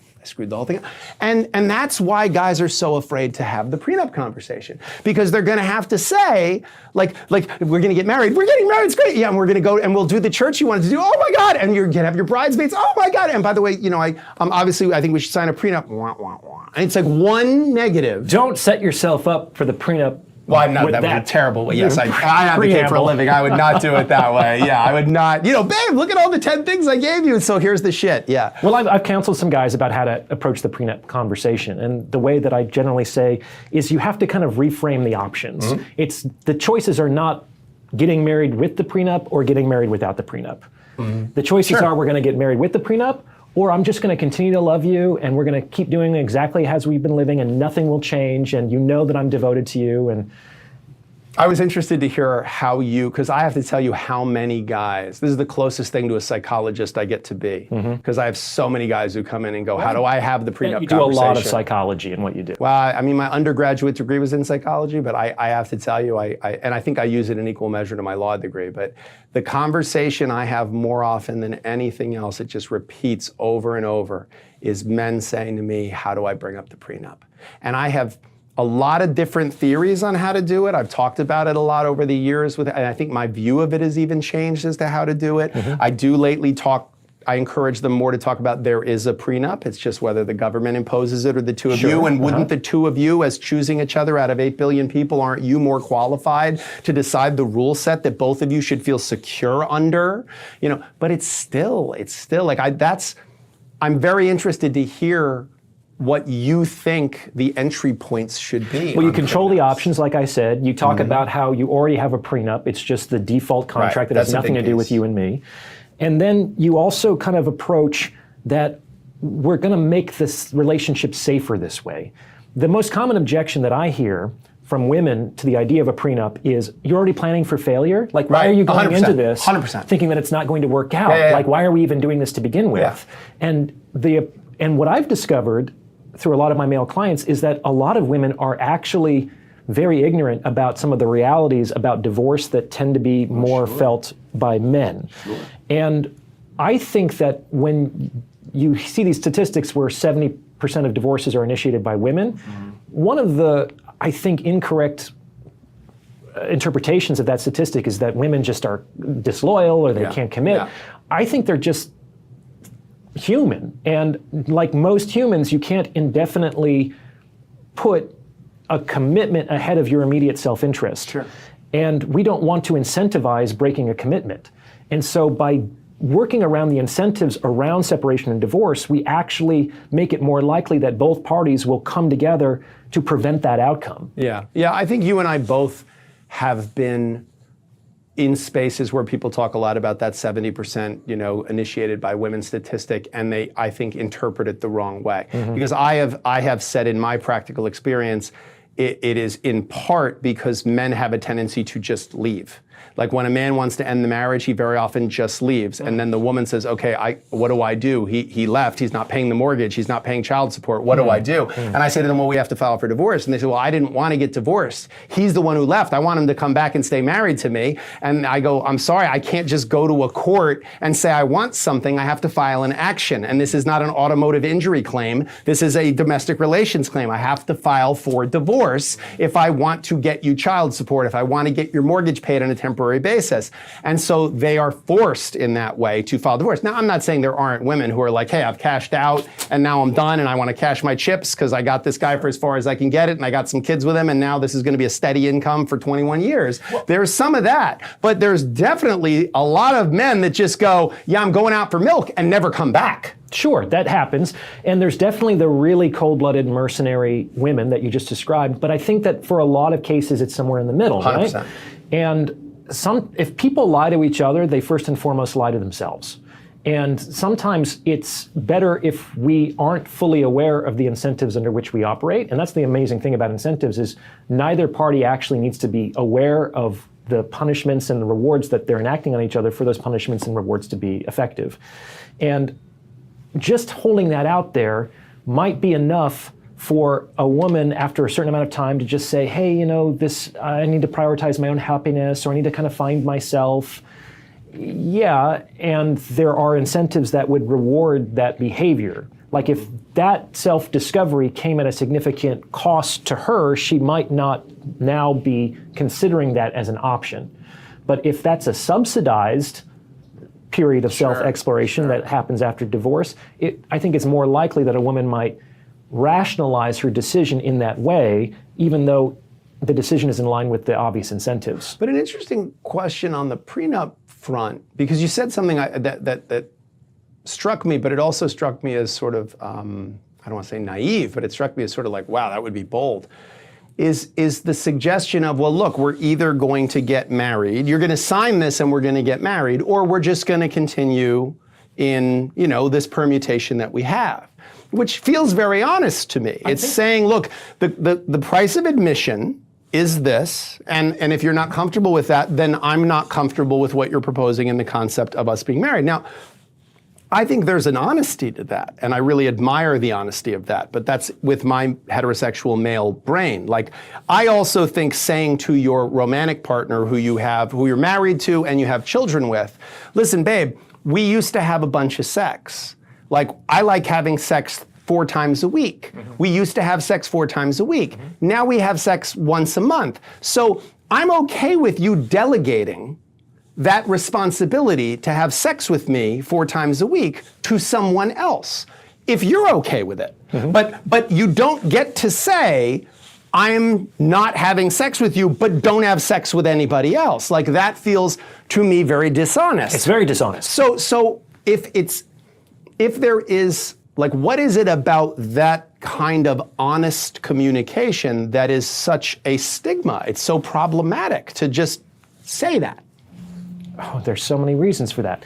So first of all, the number one objection to the prenup is like, it doesn't feel like you love me. Like It doesn't feel organic anymore. it doesn't. That's what's supposed to happen. It's like there's supposed to be a meet cute, and we just sort of bumped into each other, and everything just sort of happened, and I don't know why, and he kept insisting, and so why not? And so the alternatives are, we either do this because we are entering into a business agreement, which is going to complicate the relationship, or I just continue to love you, and I love you so much, and that's why I want to do this. Yeah. And no, we'll just continue to love each other. Like, I absolutely love you, and I want you to be in my life, and nothing will change. Yeah. Because you don't want anything to change, right? Like, what we have is good. That's why you want to get married. Yeah. So let's Yeah. keep that. Yeah. Let's keep that, because let's not just mess doing with what I do for a living, just hearing even someone do the imitation of that, I find myself going like, but that really is. Like, the lies we tell ourselves, or the story that we want to believe, like, oh my God, like, believing that Star Wars was nonfiction is easier to me than believing what you just said. Really? Like that, because that's just such a, the idea that, like, people just, I don't, maybe it's because I just watch it all burn all the time. But like, and to see how when intimacy is weaponized, like when you were brave enough to be completely yourself to me.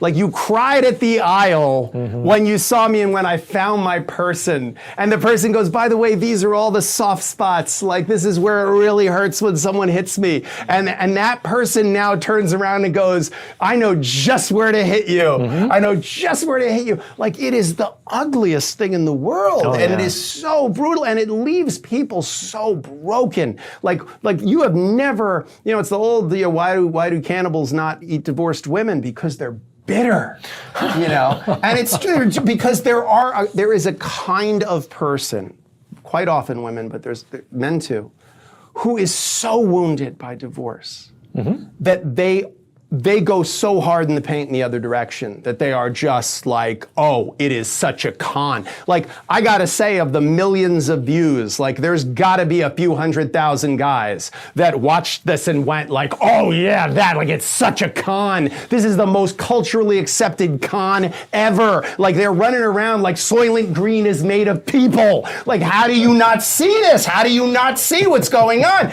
And I think a lot of them watched my first video here, and they went, this guy, and he knows, because he's right there with his nose in it. And I think there's something about that like, they're shouting it from the mountaintops, and I don't know how the power of like lust or passion or love is enough for, like, women to go like, don't listen, it's fine. Don't even, let's watch a different video. Let's watch a cat video.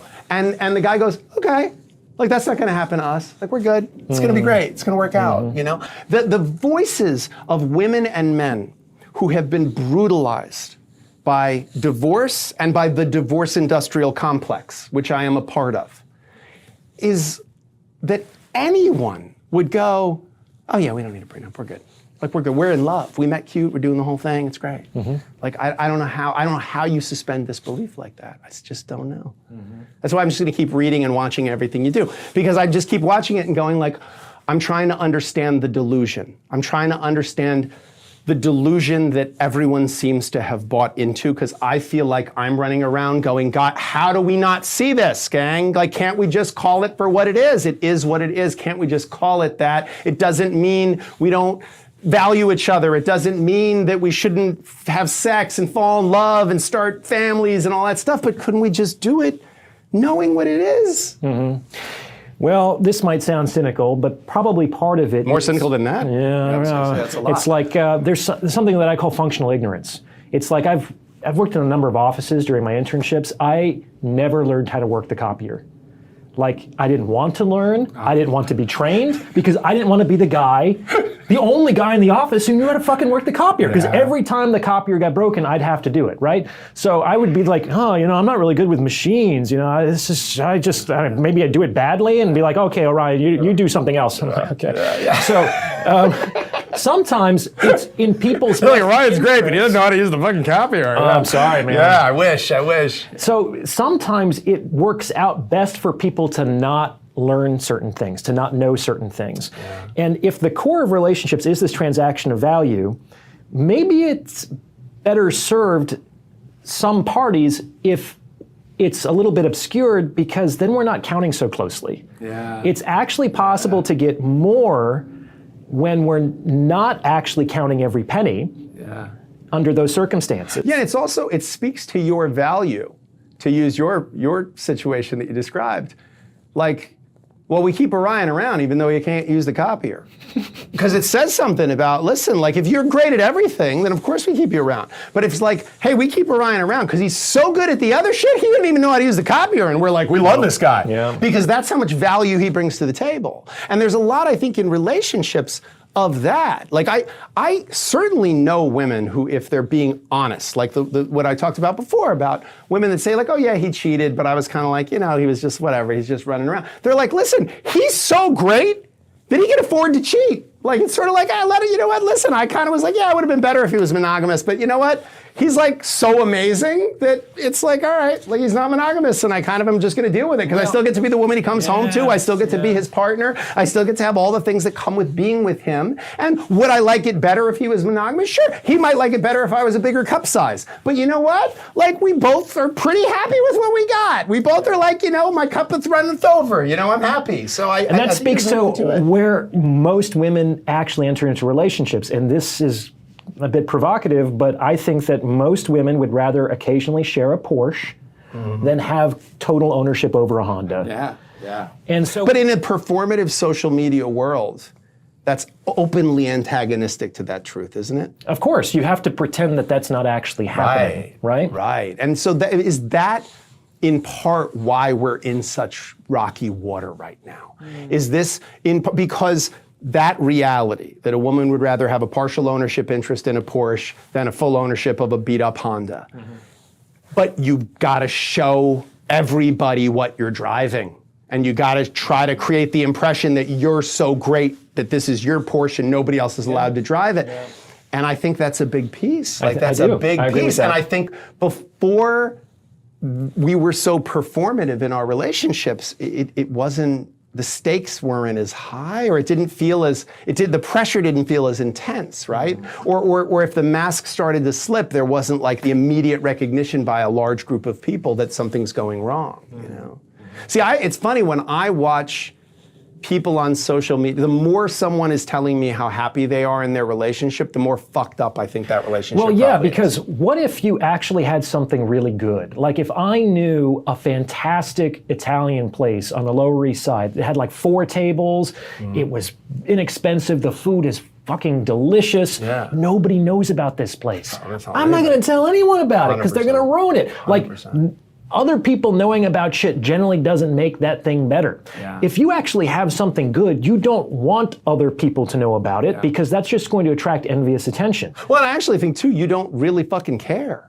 Like, I think if you're actually happy, you're just out being happy. That's right. Like, you're just happy. Like, I have to tell you, like, I don't look at people's professional lives and go like, oh, that guy's got the best gig, because I got a great gig. I love my gig, so I don't really worry. Like, I don't look at someone's car and go, I wish I had that car. If I wanted that car, I'd buy that car. Like, I don't need that car. I don't want that car. It's fine. Like, it's great. Listen, I mean, good for you. I'm so like, everybody go be happy. If you're happy, you want everybody to be happy. But if you're not happy, it's pretty painful to watch other people be happy or appear to be happy. I think it's a cycle, because people start out and they're looking on Instagram, they're looking on social media, and we have a peephole into the top 0.1% of humanity. And it's like these fabulous vacations and houses and beautiful women. And we're watching their greatest hits. And they think, man, if I had those things, then I will be happy, right? And so then it becomes, well, how much is about having those things as opposed to being the person that other people envy, which is a really strange thing. Like, I think for the first time in human history, people are actively cultivating envy. 100%. Like, why would anybody want to cultivate one of the 7 deadly sins within other people? I mean, in or Eastern themselves. Europe, they have those hands to ward off the evil eye. I'm Ukrainian ethnically, and I saw my grandmother smile in public like once, Because in Ukraine, if you're smiling, like, why the fuck do you have anything to smile about? I'm miserable. Yeah. You should be miserable too. Do you have something that you shouldn't have? Oh, yeah. It's like if you have something good, you don't want other people to know about Yeah, it. you don't want to display it in that way. And I think we've really, as a culture, again, because I think there's this performative reward thing happening in social media. I watch the arc of when I get new employees. So like a new office person will come in, and it's usually like a young woman, and she's usually like, because you're taking a job as an administrative assistant or a paralegal, so it's an entry-level type of a job. So it's a young person. They're making good money, but they're not making like insane money.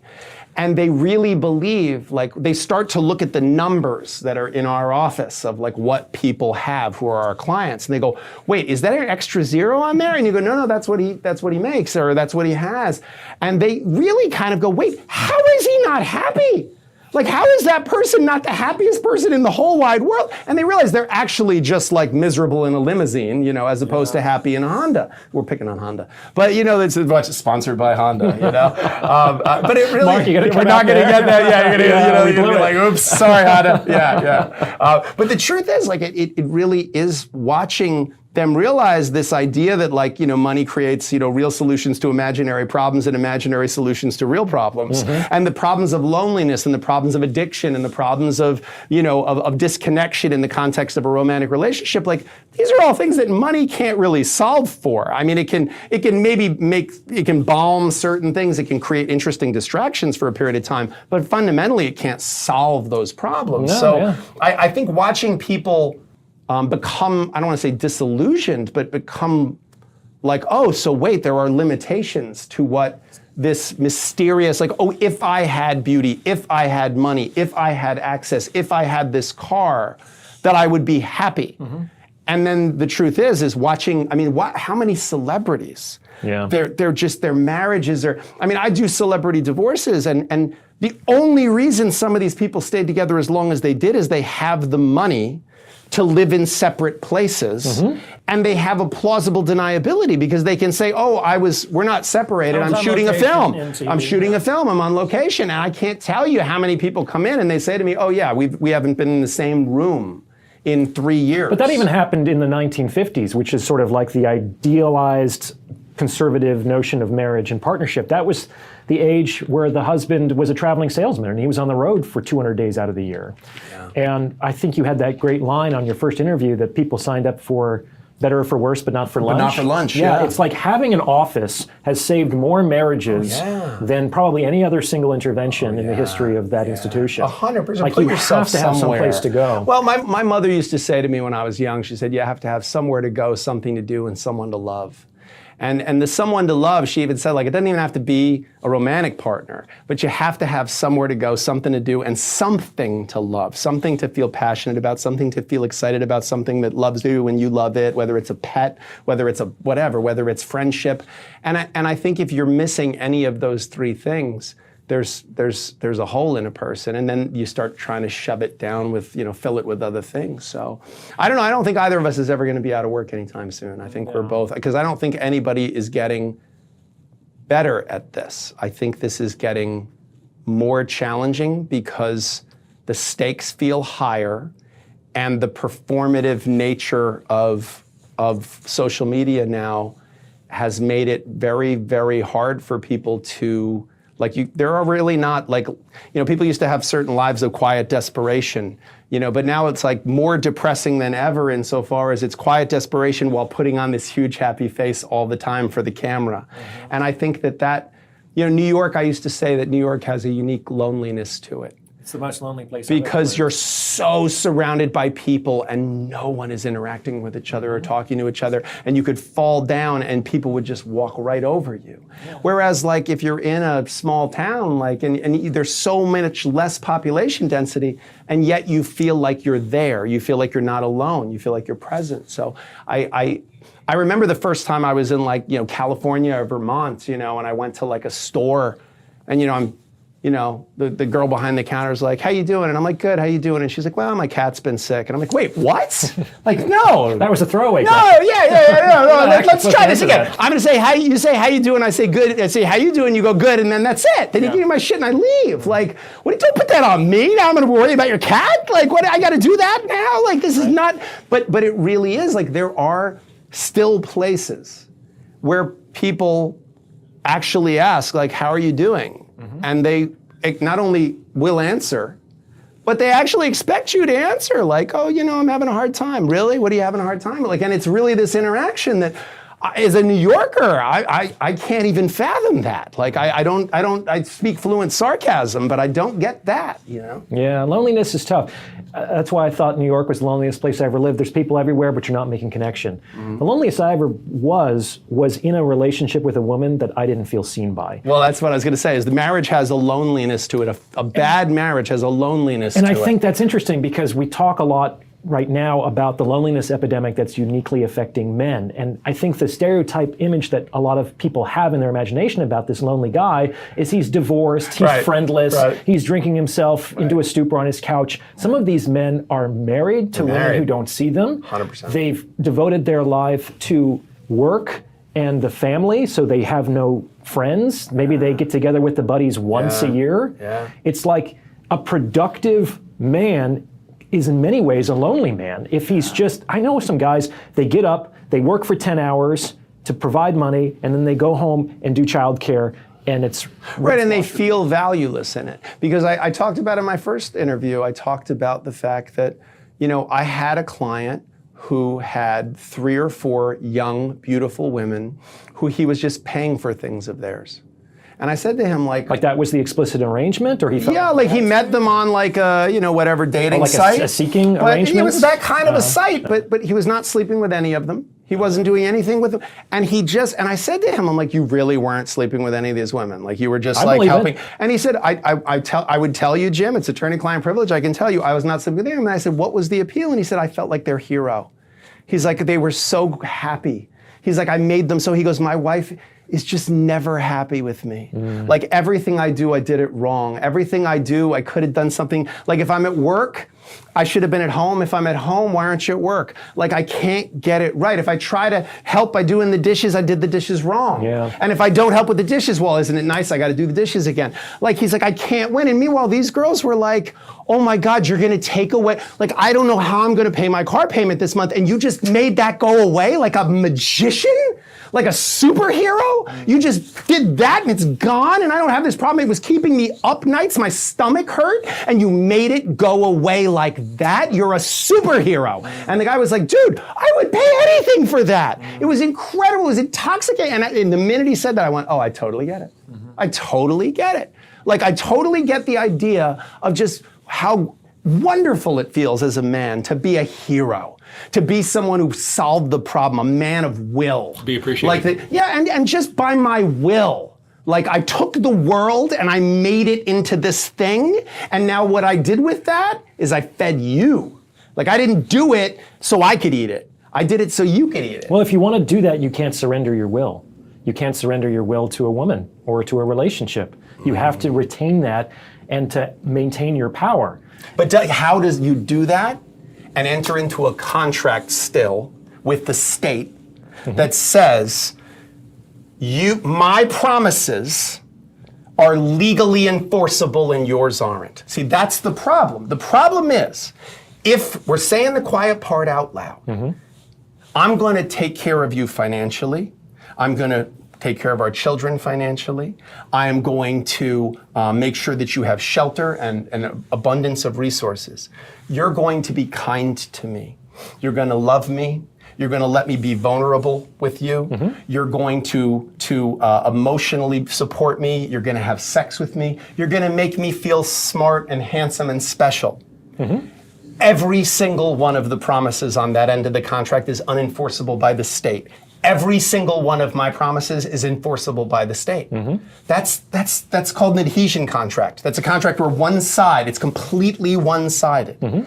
And yet, this is the fundamental building block of our Western society. Well, it's interesting because we use the same word for radically different concepts. There's the legal institution of marriage, which is that contract. And then you might even say there's the spiritual dimension, or certainly the emotional dimension. Sure. In the traditional Catholic ceremony, the vows between the man and the woman are very close to what you just said. They're not the same. Sure. There's this penchant for egalitarianism in modern ceremonies where the man and the woman just say the same words with maybe the pronouns or the names different, but it's the same commitment to each other. But in the traditional marriage, they're not the same. It's on the woman's part, it's love, honor, and obey. And it's on the man's part, it's to provide and forgo all others. And so the commitment on a spiritual dimension. I think one side of that would be okay still. I think one side, in modern society, if a woman showed her vows on Instagram and she said love, honor, and obey, she'd get pilloried in the comments. Love, okay, honor, maybe, obey, absolutely not. Yeah. But if a man, those vows were still, I think that most people would be cool with it. I think most people, most women would be like, good one, yes. So that's it. I think that really speaks to a fundamental, I can call it job security, but fundamental problem in this equation of love and marriage. Well, that's also, I think, part of the issue is, if you look at history, the most terrible abuses have always come from people who, for whatever reason, couldn't be removed from their position for negligence, tyranny, or abuse. And I don't mean marriage is a dictatorship. At best, it's a benevolent dictatorship. Well, it's like in what other job do you have that kind of total job security? Totally. As I say in the book, this is a lifetime appointment. It's not even for the entire career; it's for your entire life. This is Pope. Yeah, it's Supreme Court. This is Supreme Court Justice. Yeah, Supreme Court Justice. Yeah, it's 100%. Whereas, again, Gandhi is the one who said that the perfect society would be an ordered anarchy. People just do the right thing because it's the right thing to do. People just have order because order is right and order feels good. Yeah, that's a little romantic, I think. It's 100% romantic. Yeah, but I think that people will do the right thing. I just got accused of being romantic by Orion. I just want to say that. Well, Gandhi, anyway, there's a clip right there, Yeah, Gandhi. We were born on the same day, October 2nd, Gandhi and I. Yeah, I'm October 1st. Look at that. Gandhi, me, and Sting, and now I'll remember your birthday. That's good. That's good. Libras. There's a water feed behind you. Oh, okay. I have a feeling we could be here for several hours if left for a day. The truth is, I've thought a lot about all of the things Orion says that resonate with me. And the truth is, I really have said to everyone, including the woman in my life, I've said to her, you got to watch Orion's stuff. And I was really watching her watch it. I have a lot of women fans. I don't doubt it. And I have to tell you, I was expecting more of a because I get a lot of hey, you want to watch this Shane Gillis, or you want to watch this, and it's I'm not watching that. It's just not. It's not. It doesn't resonate. It doesn't connect. Well, I would think a woman would want to watch Orion's stuff just to get an insight into maybe how men operate. 100%. It's the same reason why I'll read. I want to read Cosmo. I want to read what's the opposition research. I want to read that if women stuff. want to figure out men, there's no better place than There's no better place than that. Yeah, that's the place to look. But I didn't. What's interesting to me is men and women have found your stuff equal, particularly your interviews, but even Tycax, the short talks. I think I've had men and women say to me, yeah, this guy gets it.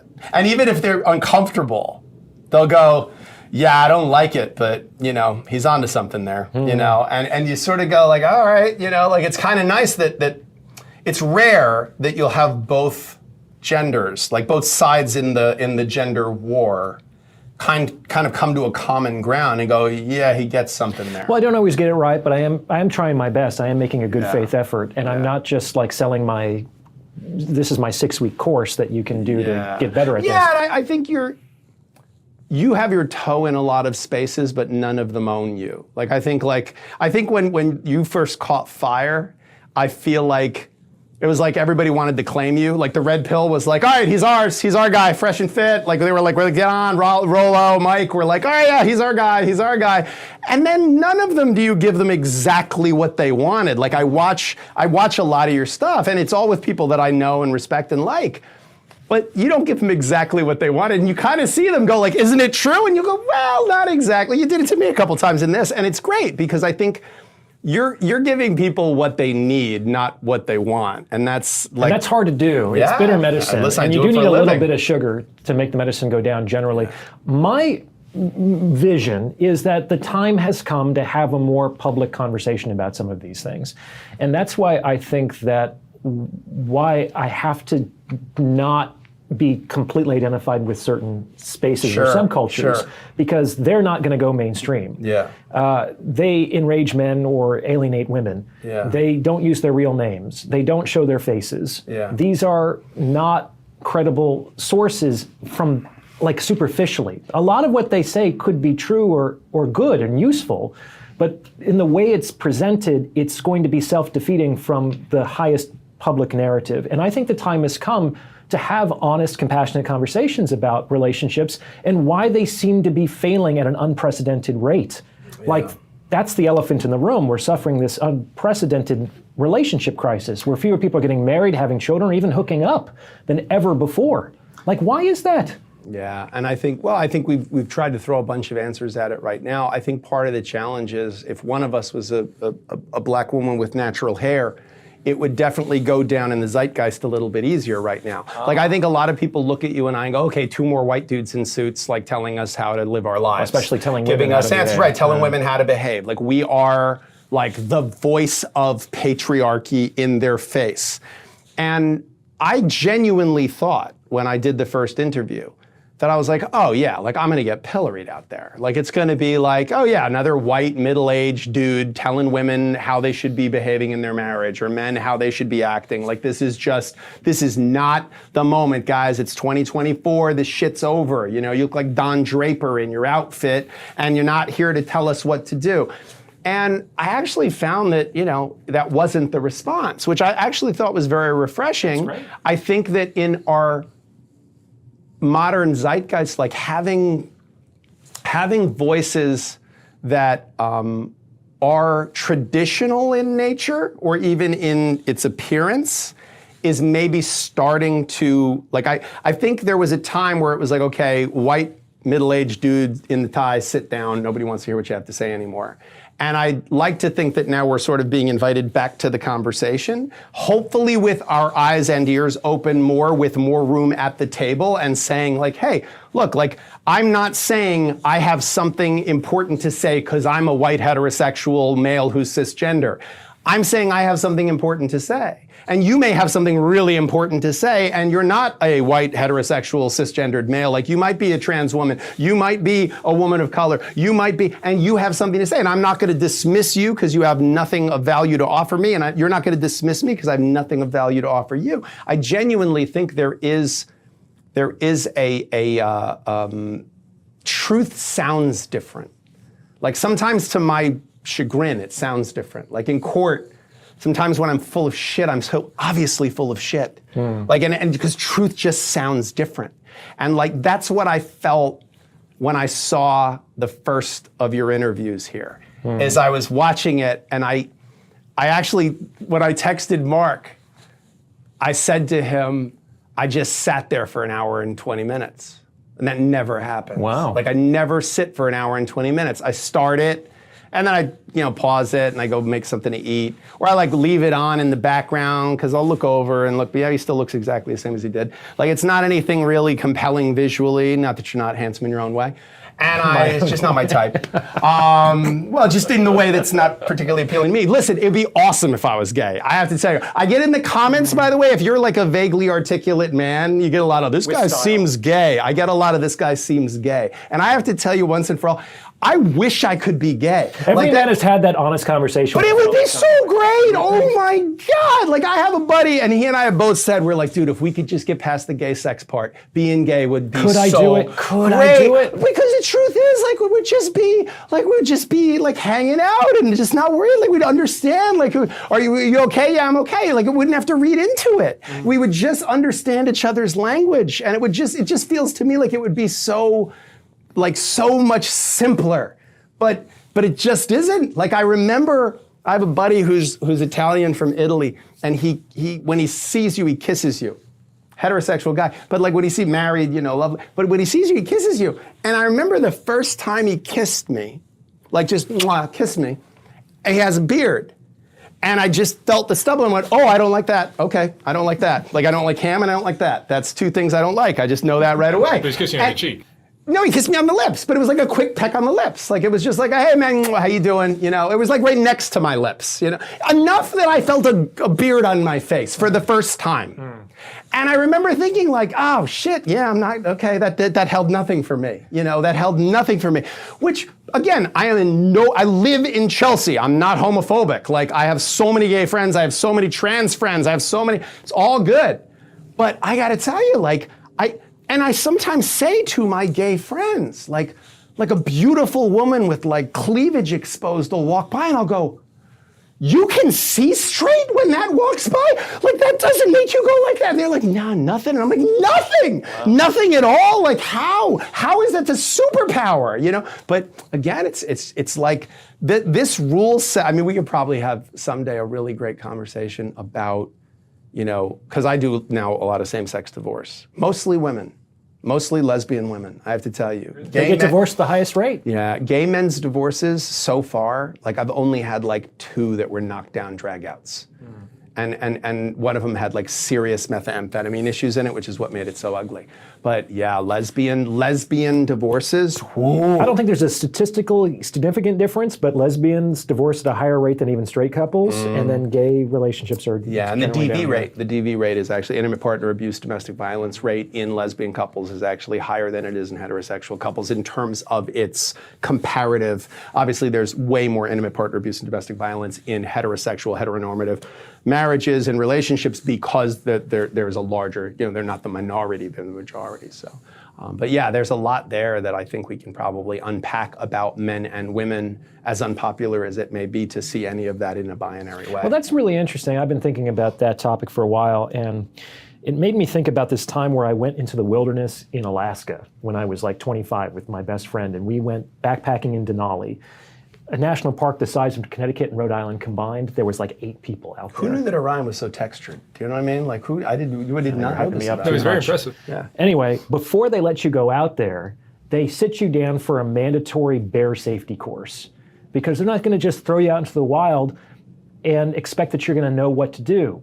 The instinct when you're confronted with an aggressive bear is probably to run, which is the absolute worst thing that you can do. So as scared as you might be, and I actually got probably this close to a grizzly, where Mark is sitting, where the camera is. It's pretty close. My heart was racing. Yeah. And you just have to stand your ground.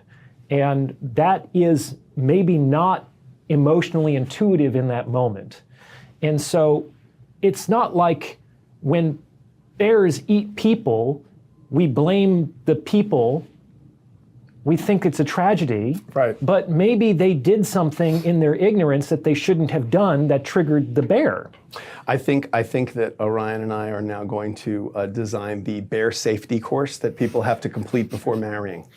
This could be our call. Yeah. Our calling could be that we're going to create the marriage bear safety course. I just have this image of us like creating a concept together of like, okay, so here's the bear safety course for marriage. Like I'm doing logistics, I'm doing like here's financially what's gonna happen, here's what you need to do in terms of property, and he's gonna be like, and here's how you communicate, and here's how this works. Like that's what I meant before when I said like the hardware and the software. Well, there's one intervention that would be really helpful to really significantly reduce DV rates.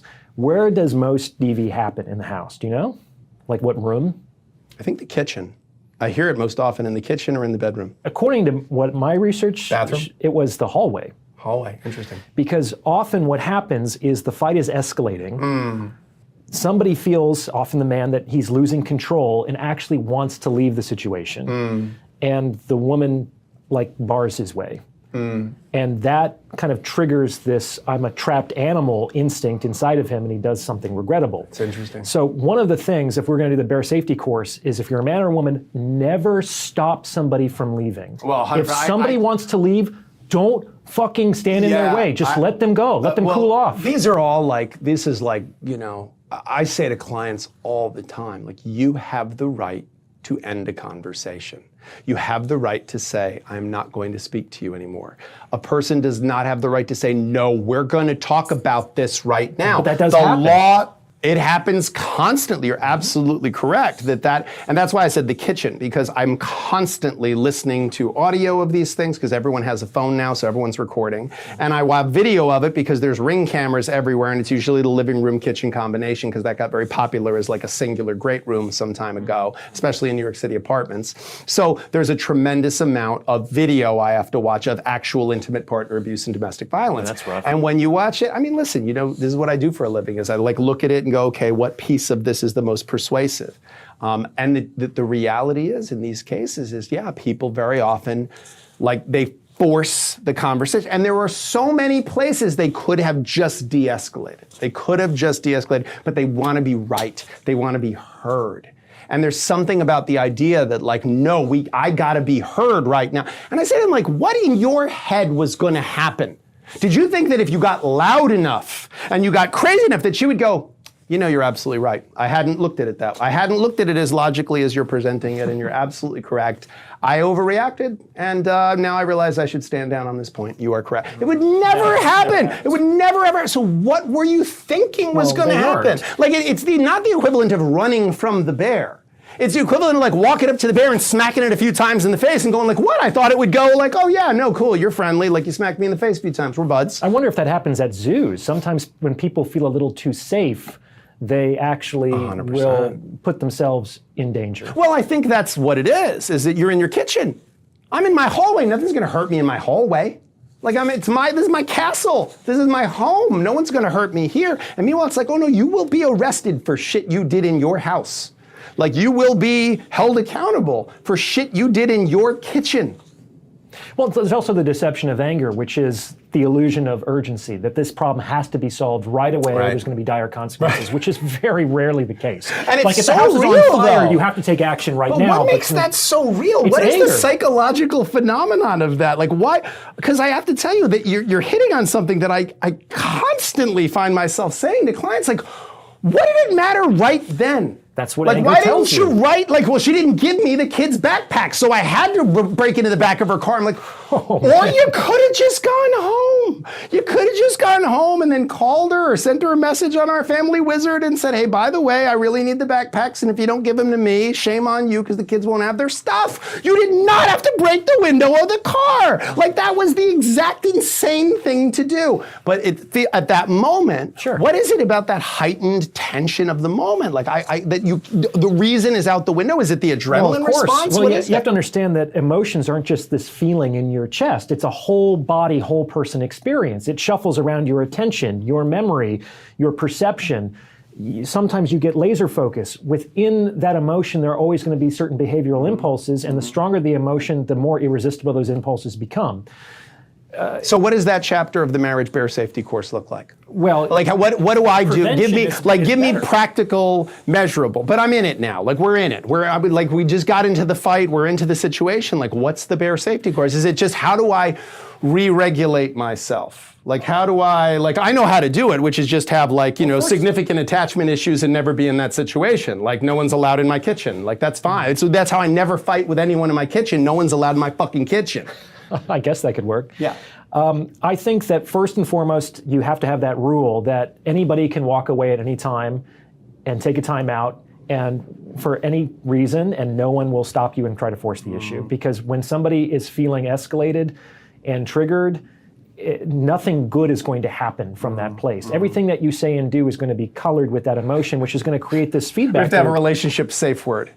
Like, we have to have a safe word, not in the bedroom. Like, there should be an eject button in the conversation. Like, it's like, sorry, Oliver. Wait, what? That was my safe word. I'm out. We have to stop talking now for 5 minutes. We got a 5-minute You can penalty. do that. It's going to feel weird, but it's. Well, I think a safe word feels weird, probably, right? But it's there for a reason. It's there for a reason. So not that I would know. We don't want to. Once you get to a certain point, reason goes out the window. So the idea is we don't want to get to that point where you're flooded emotionally. And so one thing about the bear safety course could be how to fight fairly. And because men and women in relationships are subject to arguing, but there's, even in boxing, even in MMA, like, there are rules, there are things you just don't do. But I said it in my first interview that we learn how to fight while we're in a fight. Well, that's why. Like, and that's the problem. I learned about how to deal with a bear before I went out into the wilderness. Right, well, because you don't want to, the bear's there and you're trying to Google it on your phone, like it makes sense. But this is what, I mean, I really do think the marriage bear safety course, I'm telling you, we have to come up, by the way, we have to change the name I think because the name is I live in Chelsea and there's a lot of married bears.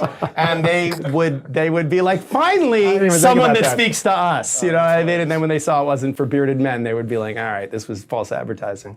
But yeah, I don't know, man. I mean, I feel like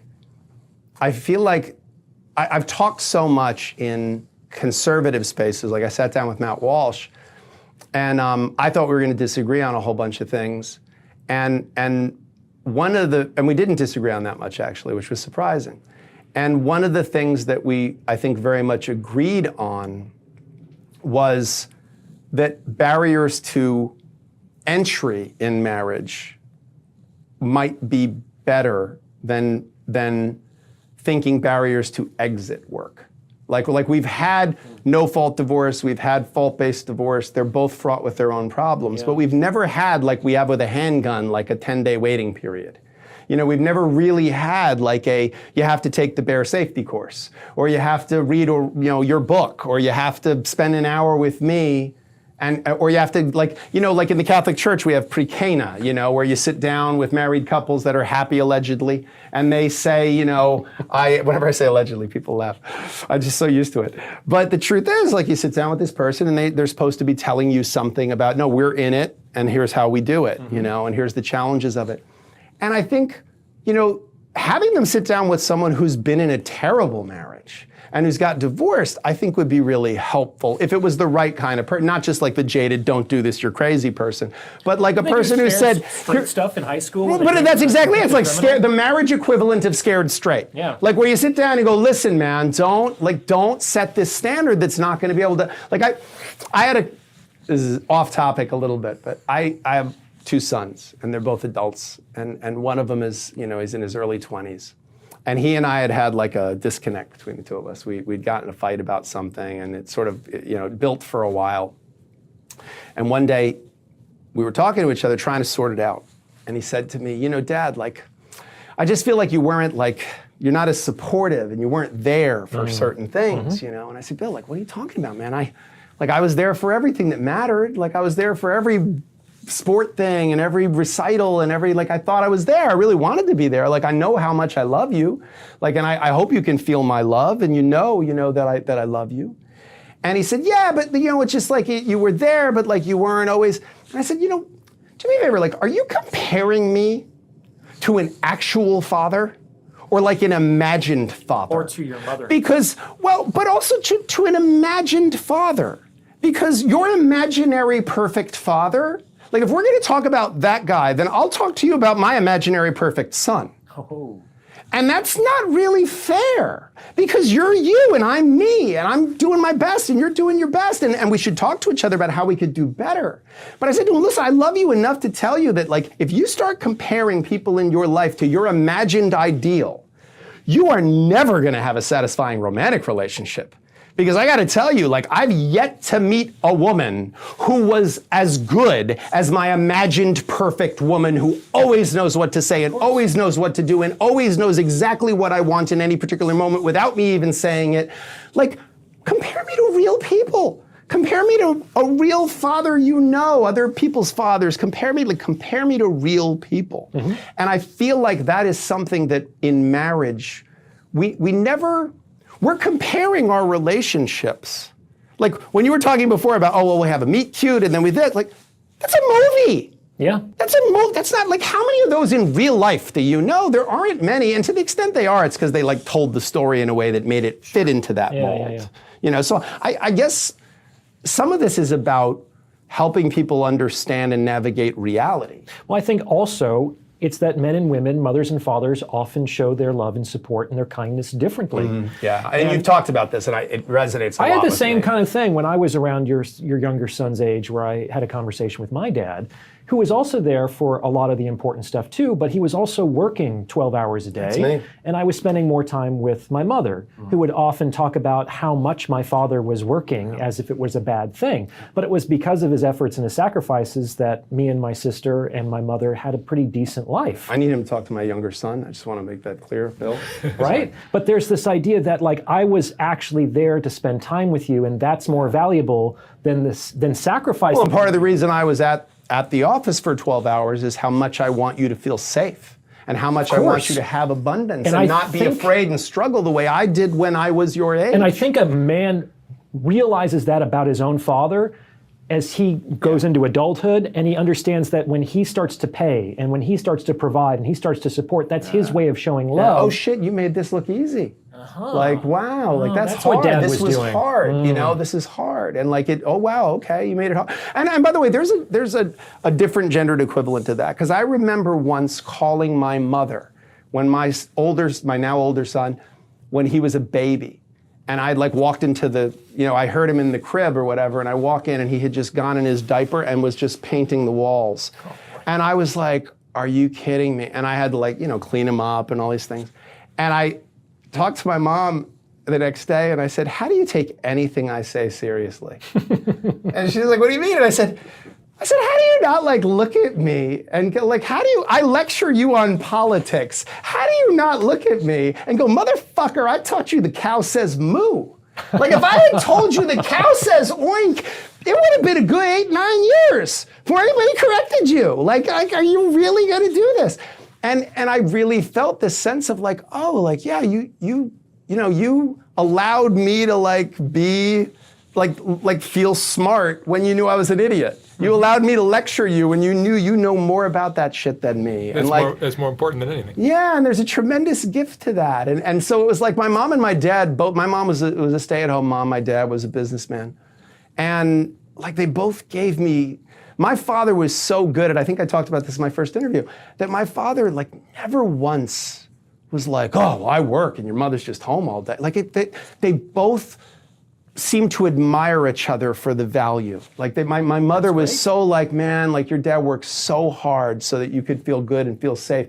And my dad was always like, did you thank your mother for this beautiful dinner she made? Did you thank your mom? Like, man, like your mom worked so hard, And I felt like they both were providing value and they both honored the value of the was recognized, other. Yeah. And that's so often what people fight about in those relationships, that my particular provision of value is more valuable than yours. Yeah. You get to go to work and have a career. I have to slave away and do all the childcare, and I'm not appreciated. You think this is all fun and games, that I wouldn't want to spend time with my family? But that feels like a bottomless pit, because I have to say, there was a time where I think women's work was not valued. Like a woman's work in the home, a homemaker's role, was like, I work and you just sit around all day. And it was like, wait a minute, there's so many tasks that a person who's at home might do, especially when caring for children. But now I feel like we've so overcorrected. Like we've treated dandruff with decapitation. Like, dude, Mother's Day is like the most mass scale fellation of women. Like it's insane. It's like Father's Day. It's like, all right, here, Dad, you did your thing. Like, that's it. Like men, Mother's Day is like, go to a restaurant on Mother's Day. It is like a shrine to the almighty deity of the mother. And by the way, I'm not saying it's undeserved, but we have now gotten so, and it's still not enough. It's still not enough adoration. Like it's still like, well, motherhood is thankless work. I'm like, really? Is it? Is it still thankless? Like, I don't know if you've noticed, it's not 1950 anymore. Like motherhood is endless. It is an endless amount of praise for how hard it is to be a mother. And I'm gonna say the quiet part out loud as someone who deposes stay-at-home moms sometimes in connection with divorces. What the fuck do you do all day? Because honestly, there's 24 hours in the day and you sleep maybe 8 of it a lot of the time. When I sit there and I go, so what do you do when you wake up? Well, I take the kids to school. So you drive the children to school? No, I take them outside to the bus stop. Okay, so then how long does that take? Well, it feels like it takes a while. Maybe about 5-10 minutes? 5-10 minutes. Okay, 5-10 minutes.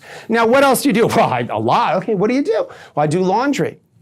So you darn you in the sink, you scrub the, no, I put it in the machine. Oh, so do you do that every day? Well, it feels like it. Yes, no, great joke. So do you do it really though every single day? Every single day you do laundry? Well, no, I do it every other day. Okay, and so every other day, and when you say you do laundry, you mean you put it in the machine, and you put the pod, and then you press the button, right? Yeah, and you don't stand there watching it. No, okay, so how long does that take? And when you really start to break it down, I go to the grocery store. Okay, you go every day to get fresh produce every day at the grocery store? No, well, no, I go to okay, so what do you do all day? I'm not shitting on that role. Believe me, my mother was a stay-at-home mom. Like, I think that the value of a homemaker is tremendous. But like, could we just be honest about that? Yes, it's stressful. It's a different type of stress, baby. But it's certainly not like the grind of what someone does. Listen, what I do is hard. But it's not hot tar roofer hard.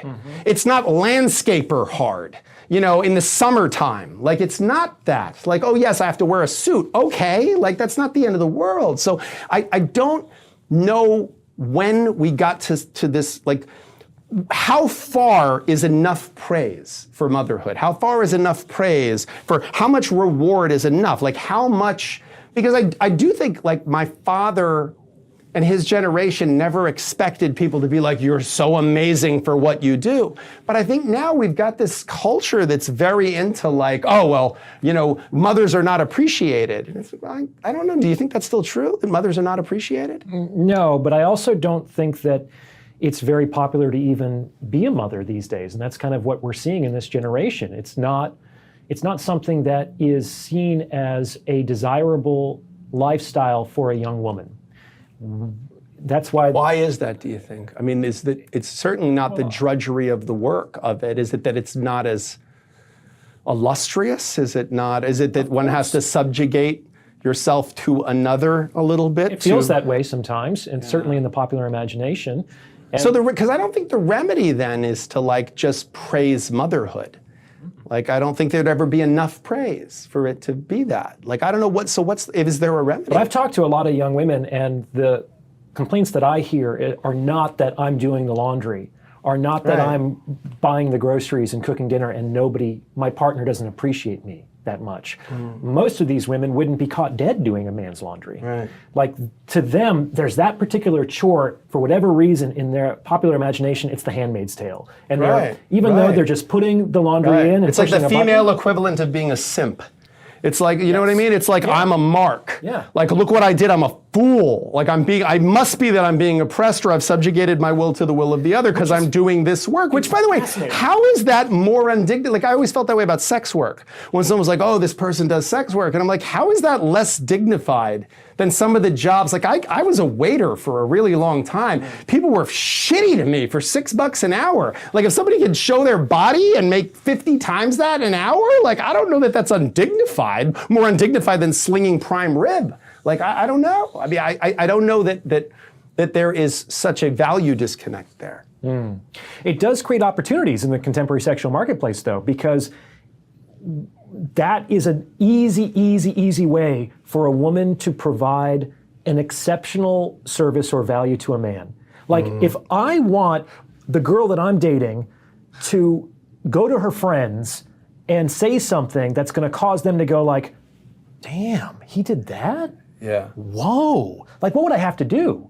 I'd have to take her to the Seychelles. Yeah. I'd have to get one of those, Maldives. Like, there'd have to be the bungalows over red bottom shoes wouldn't do that. And there'd have to be the rose petals strung all over the field, and we'd have to hire a photographer, and they'd be like, there'd have to be a documentation of it. Yeah. But let me tell you, if a woman did a man's laundry without asking, and I was hanging out with my friends and I said, hey, my girl does my laundry, they're going to go, well, it's like the Eminem lyric. Listen, there's no such, they made it all up. There's no such thing like a female with good looks who cooks and cleans.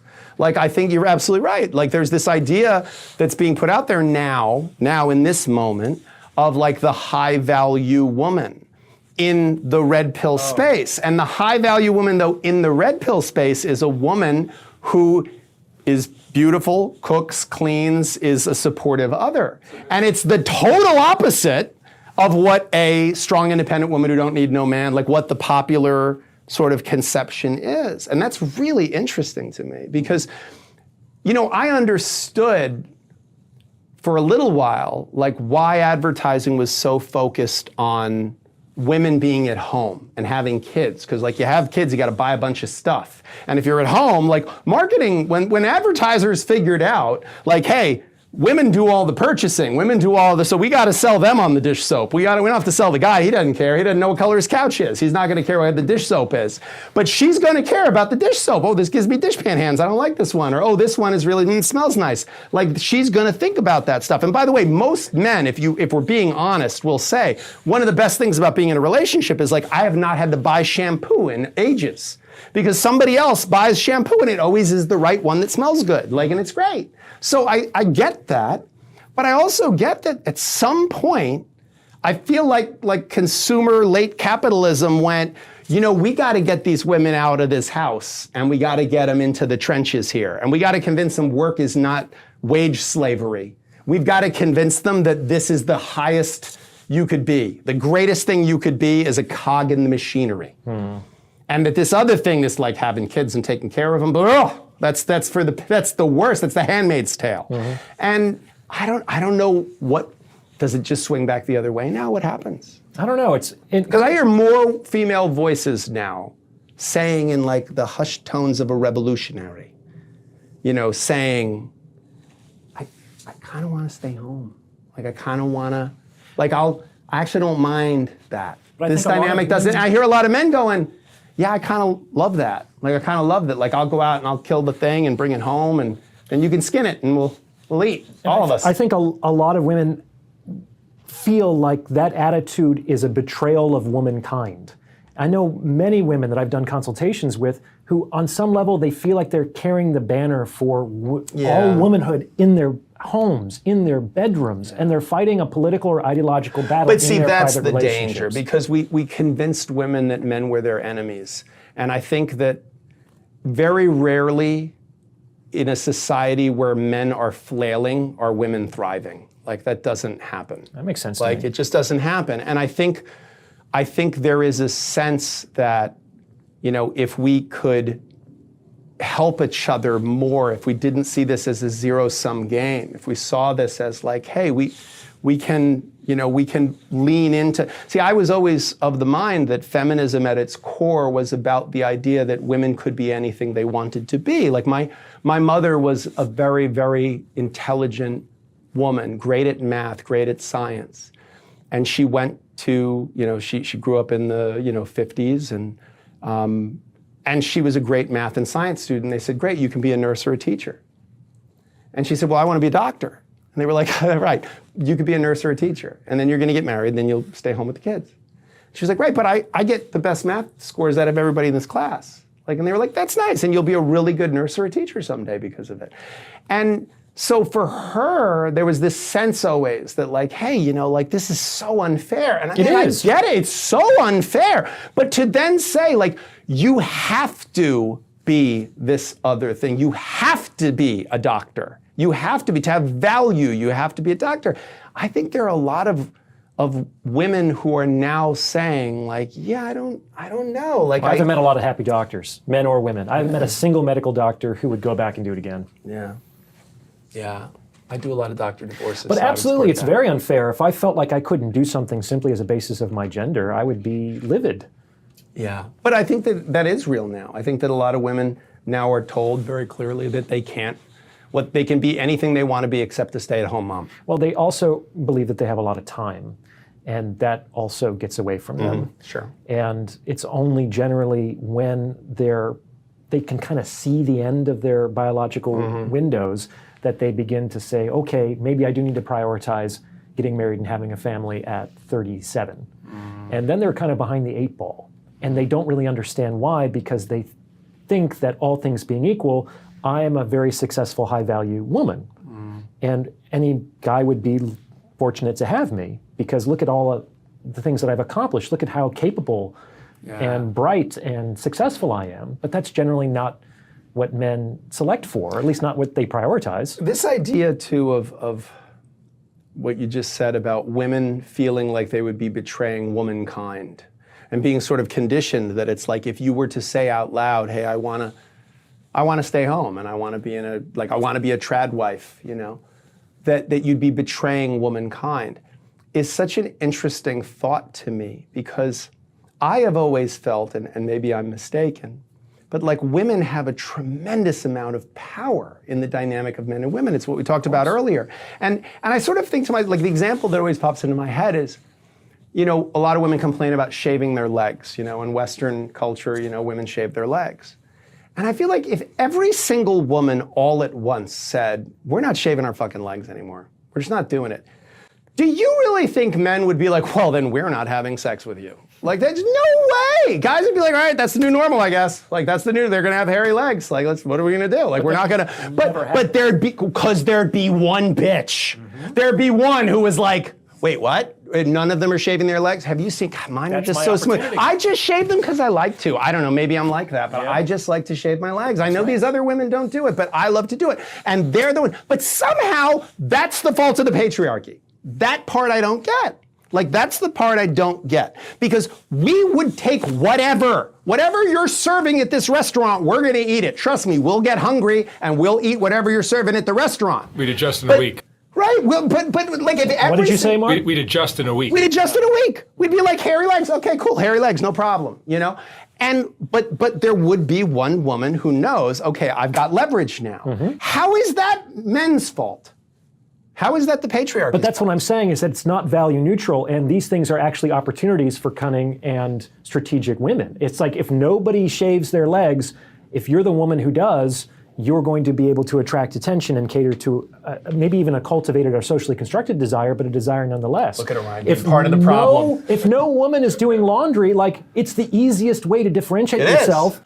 And it takes, 5 minutes of combined effort to do that? It's like, just if you're doing it strategically, the value that you get out of that hour of time, because that man, I guarantee, is going to brag about that to his friends. All of his friends are going to think, dude, you found a real one, man. Yeah. That's totally. don't fuck this up, man. Yeah, dude. God, like, it's priceless PR. Yeah. If you just want to be cynical and think about it that way, it's like the value that you get out of doing what other people don't, because that's the cost of winning. That's the cost of getting what you want, is being able to do things that the other people either won't or can't. Yeah. And that's how you get what you want, because the world is competitive and the universe lives closed. The default answer to everything is no.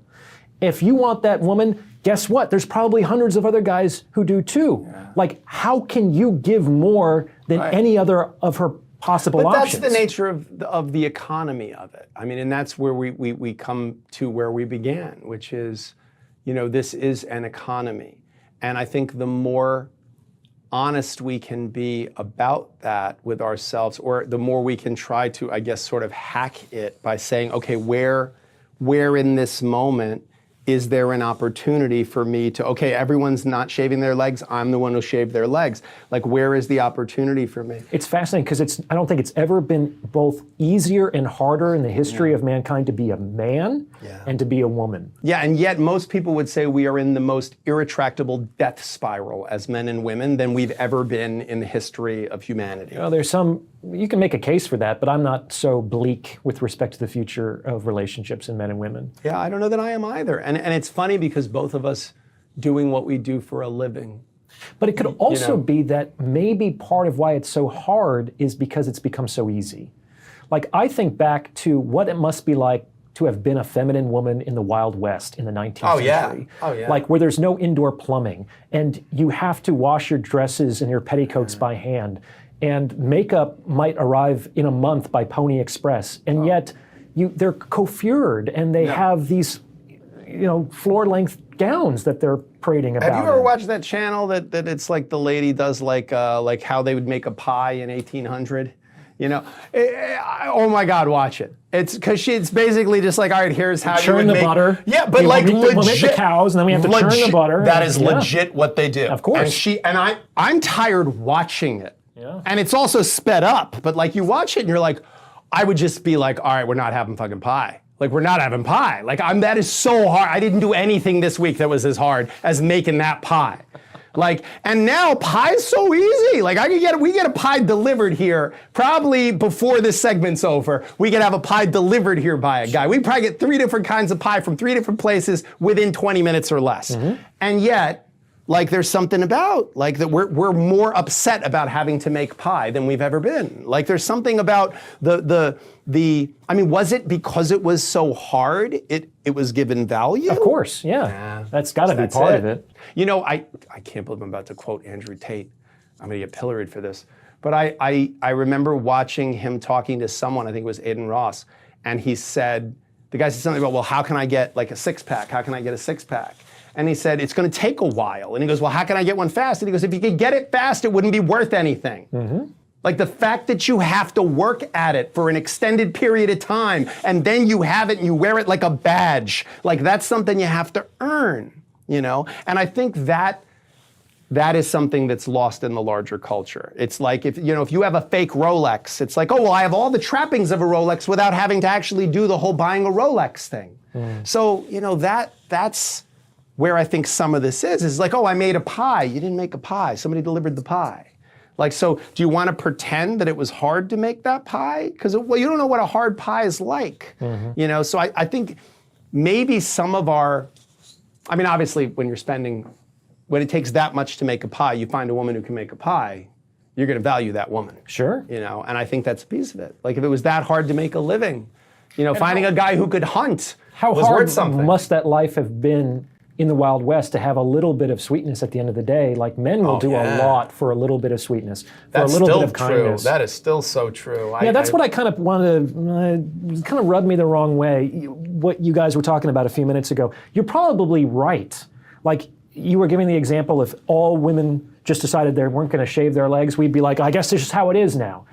And you're probably right. But I think it's an artificial preference. I don't think we really care. Yeah, that could be true. But the point that that rankled me was, yeah, a lot of men will just be okay with anything as long as they get some scrap of female attention. Right. Some scrap of sex or some That's what I mean. ort of kindness. That's what I mean. Smooth legs are nice, but if we're not going to get smooth legs, it's not like we're going to. Smooth legs I can't touch.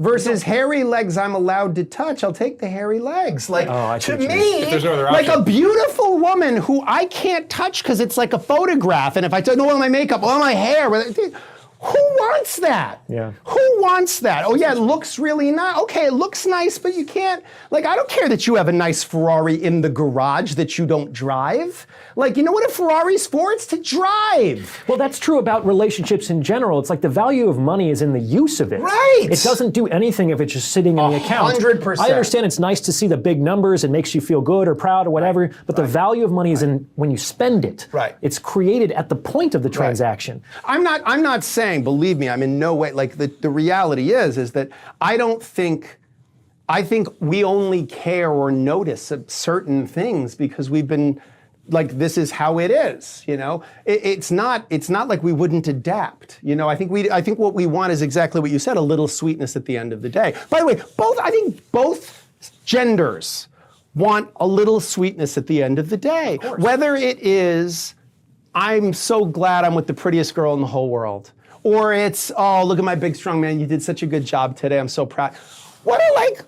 How hard is that? Yeah, it's not that hard. How hard. hard is that? It's so easy. I say in my book, I'm like, how hard is it to leave a note? Just in the morning when you leave for work, how hard is it to leave a note, babe? So fun hanging out with you on the couch last night. I'm the luckiest guy in the world. Can't wait to see you later. What did that take?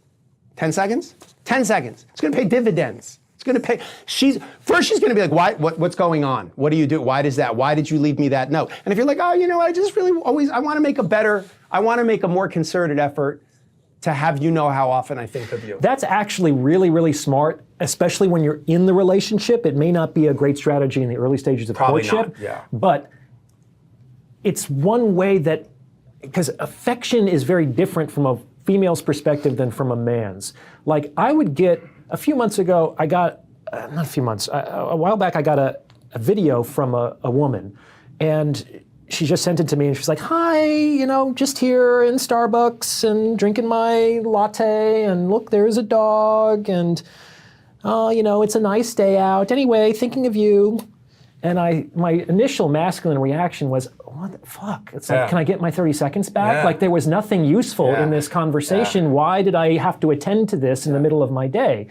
But you have to understand that the way affection works is, like, you weren't around and I was still thinking of you. Yeah. That's like the highest compliment you could 100%. potentially pay another human being 100%. because the present moment is so sensorily evocative Sure, and we get sure. wrapped up in the busyness of our lives. So that I still have you on my mind when you're not around and I can leave some sort of objective marker of that moment, Yeah. that is actually something that costs very little in terms of time, energy, and money and can really make a difference. It's a huge, Especially with women. I had a conversation, I'm picking on my younger son a lot, but I had a conversation with my younger son once because he called me up and he said to me, as you do when you're in your young, early 20s, he was like, hey Dad, how you doing? You having a good day? Oh, that's good. Listen, is there any way you could Venmo me $100? I need it for X, Y, and Z.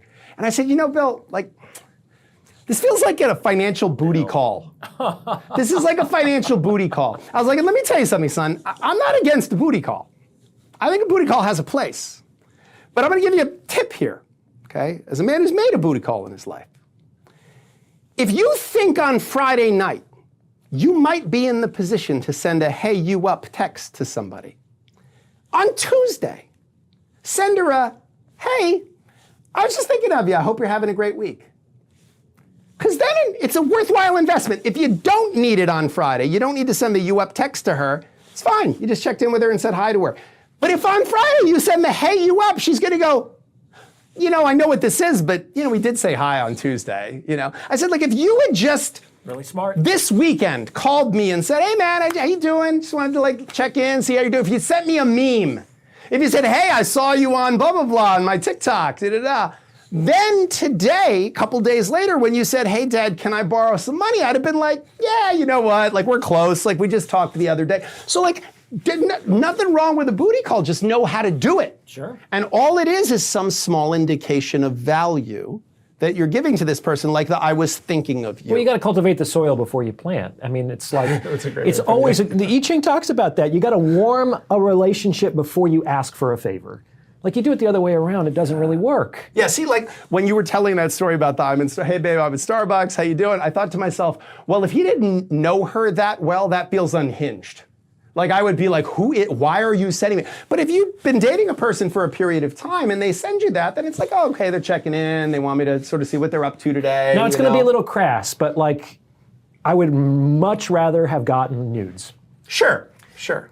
But I think women might send men the, hey, I'm at Starbucks, because they respond better to that kind of stuff. Well, that's the equivalent of nudes. Women don't want, I have never met women, I have a lot of women who work in my office, and I have to tell you, they make so much fun of dick pics that I've never sent one because I get to hear them going, yeah, and then he sends, look at how many they sent. It's a shocking number of dicks that get sent to women. And the truth is, and by the way, dicks aren't that photogenic, guys. I don't think anybody realizes, and you're a photographer, Mark, you probably really bring out the best in the dick. No. But I have to tell you, I still don't think there's much you can do with it. But you're absolutely right. There is something about, I do think that, hey, I hope you're having a great day. I was just thinking, I just heard that song and I was thinking of you. Send that to a woman. woman. Is the female equivalent of nudes. Yeah, it is. It really is, because when we get nudes, we're like, hey, all right, Made my I'm feeling fucking tall day. today. Yeah, exactly. I can't wait to get home. And I think that when you send the, oh, what are you up to? I was just thinking of you, or I just ate that, blah, blah, blah, that the leftovers of whatever that you made, it was even better the second day. That's such a, if that's true, right? If that's true, if we all three of us just went, oh yeah, that. Okay, so we all know it's true. How many women right now are watching this and going, oh yeah, that's totally true. That's totally, okay. So why are we saying this out loud? Men and women are different. It's you go to a gas station. That's a hate crime. When your car needs gas, you go there not because you like gasoline. It makes the car run. Right. It's like you try to put food in your tank. Your car is not gonna run. It's gonna break down. You have to know what the other person wants, and usually out of ignorance and naivete, both men and women try to give to the other person what they would like to receive, and that's like putting food in the gas tank. It doesn't work. Good. That's It doesn't so work. good. This is exactly the gold I was hoping for when this happened. It's like when guys go to the gym and they're going to build this perfect Yeah. body thinking women are going to love it. Yeah, and you're building all the wrong things. It works if you're gay. I mean, the best. Well, that's what I mean. But see, that's what I mean when I say, "Wouldn't it be great to be gay?" Because it's like I know what you're talking about. Like I get it because it's me. Like I want the same things. Like I get it. So I think you're absolutely right, and that's why. What's funny is that some of the genesis of this was after I sat for the hour and whatever of your first interview, and I texted Mark and I said, "Man, this is so good." I said, "Orion is incredible," and he was like, "Yeah, he's great, right?" And then he called me. He actually called me because we both were up at insanely early hours, which is even more insane because I'm up early and you're on the West Coast and you're already up. I'm 3 hours behind you and I'm up. Does he just not sleep? Yeah, I don't 'cause I'm think up he at does. 4. I mean, he's a machine, Yeah, it's pretty Mark amazing. is. But and then the next time it was on, or your second interview was on, and I sent him again. And I was like, Jesus, man, it's all killer, no filler with Orion. And then I said, we should talk. Orion and I should talk. And he was like, it's interesting. I was about to say the same thing. And he said that, he was like, Orion had said he liked you and that we should do it. And it's so funny because I feel like we've now known each other a really long time. Isn't that interesting? It's so interesting. It's so interesting because there's so much ideological common ground and there are so many moments where something comes out of your mouth and I go, yes, that thing right there, he just said it. And nobody else says it. And no one else says it. And then I actually will rewind it and I have in my phone in the notes app, like things that someone says that I go, oh, that's so good. And then I'll write it down. Orion has said There are so many Orions in there. so many things Orion has said since I've met him. Which Yeah. Since just what's like earlier this year. A few months, yeah. Yeah. That no one else has ever said. Yeah. No one else has ever realized. Yeah, I feel like he's like Darwin in relationships. He's like, Yeah, what did I call you on that one time? guys. I called you like the Charles Darwin of romance. Man, I have to tell you, it's honest praise. Like, because I deliberately, I get more offers these days to do things than I could possibly do. I have a very full-time job. And you do a And lot. You appear do a in lot. so many Yeah, places. I do a lot. I try to do a lot. I try to do as much as I can do because I enjoy it. Well, Like, what is your angle here? Because you don't have your own channel, as far as I know, no, right? I've been offered all kinds of things. I had a very impressive podcast deal offered to me. I turned it down. Do you have a mission No. here? You're just doing it for your No, own I pleasure? think I'm learning from it. I think are you I'm learning? I'm learning how to be better at relationships. I'm learning how to be better as a human being. I think I'm enjoying it. I think that I spend a lot of my time weaponized in people's relationships. Sometimes defending good people, sometimes defending less than. And there's something really rewarding about the number of people that I cannot now stop at Starbucks and just stand there waiting for my drink without somebody going, you're the divorce lawyer, you're that guy.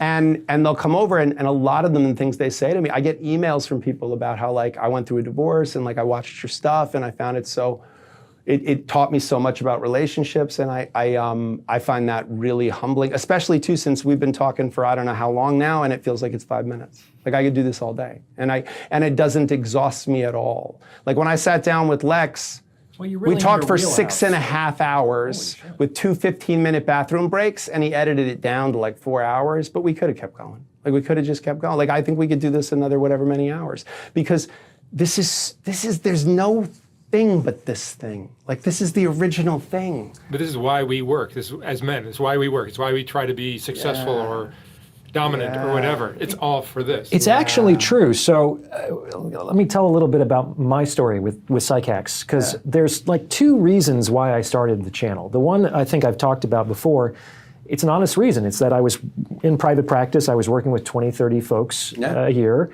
I saw them improving their lives. I figured these 30 people aren't necessarily special or unique. If it works for these 30, it might work for 30 million. Right. What a shame that these strategies or interventions are kept in this scale it. confidential room. Scale it, exactly. Let's solve some unnecessary suffering in the world. And that's kind of like the higher calling for me. And it gets me really excited and focused That and shows driven. through. But there was also a personal reason. And to be honest, I started the channel because I was lonely. And I started it during COVID and during the shutdowns. And I couldn't teach my classes anymore. I had to close my offices, so I wasn't seeing anybody. my family wouldn't interact with me.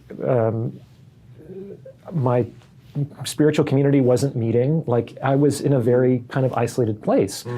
And I knew that there were people out there that would resonate with this and I could connect with.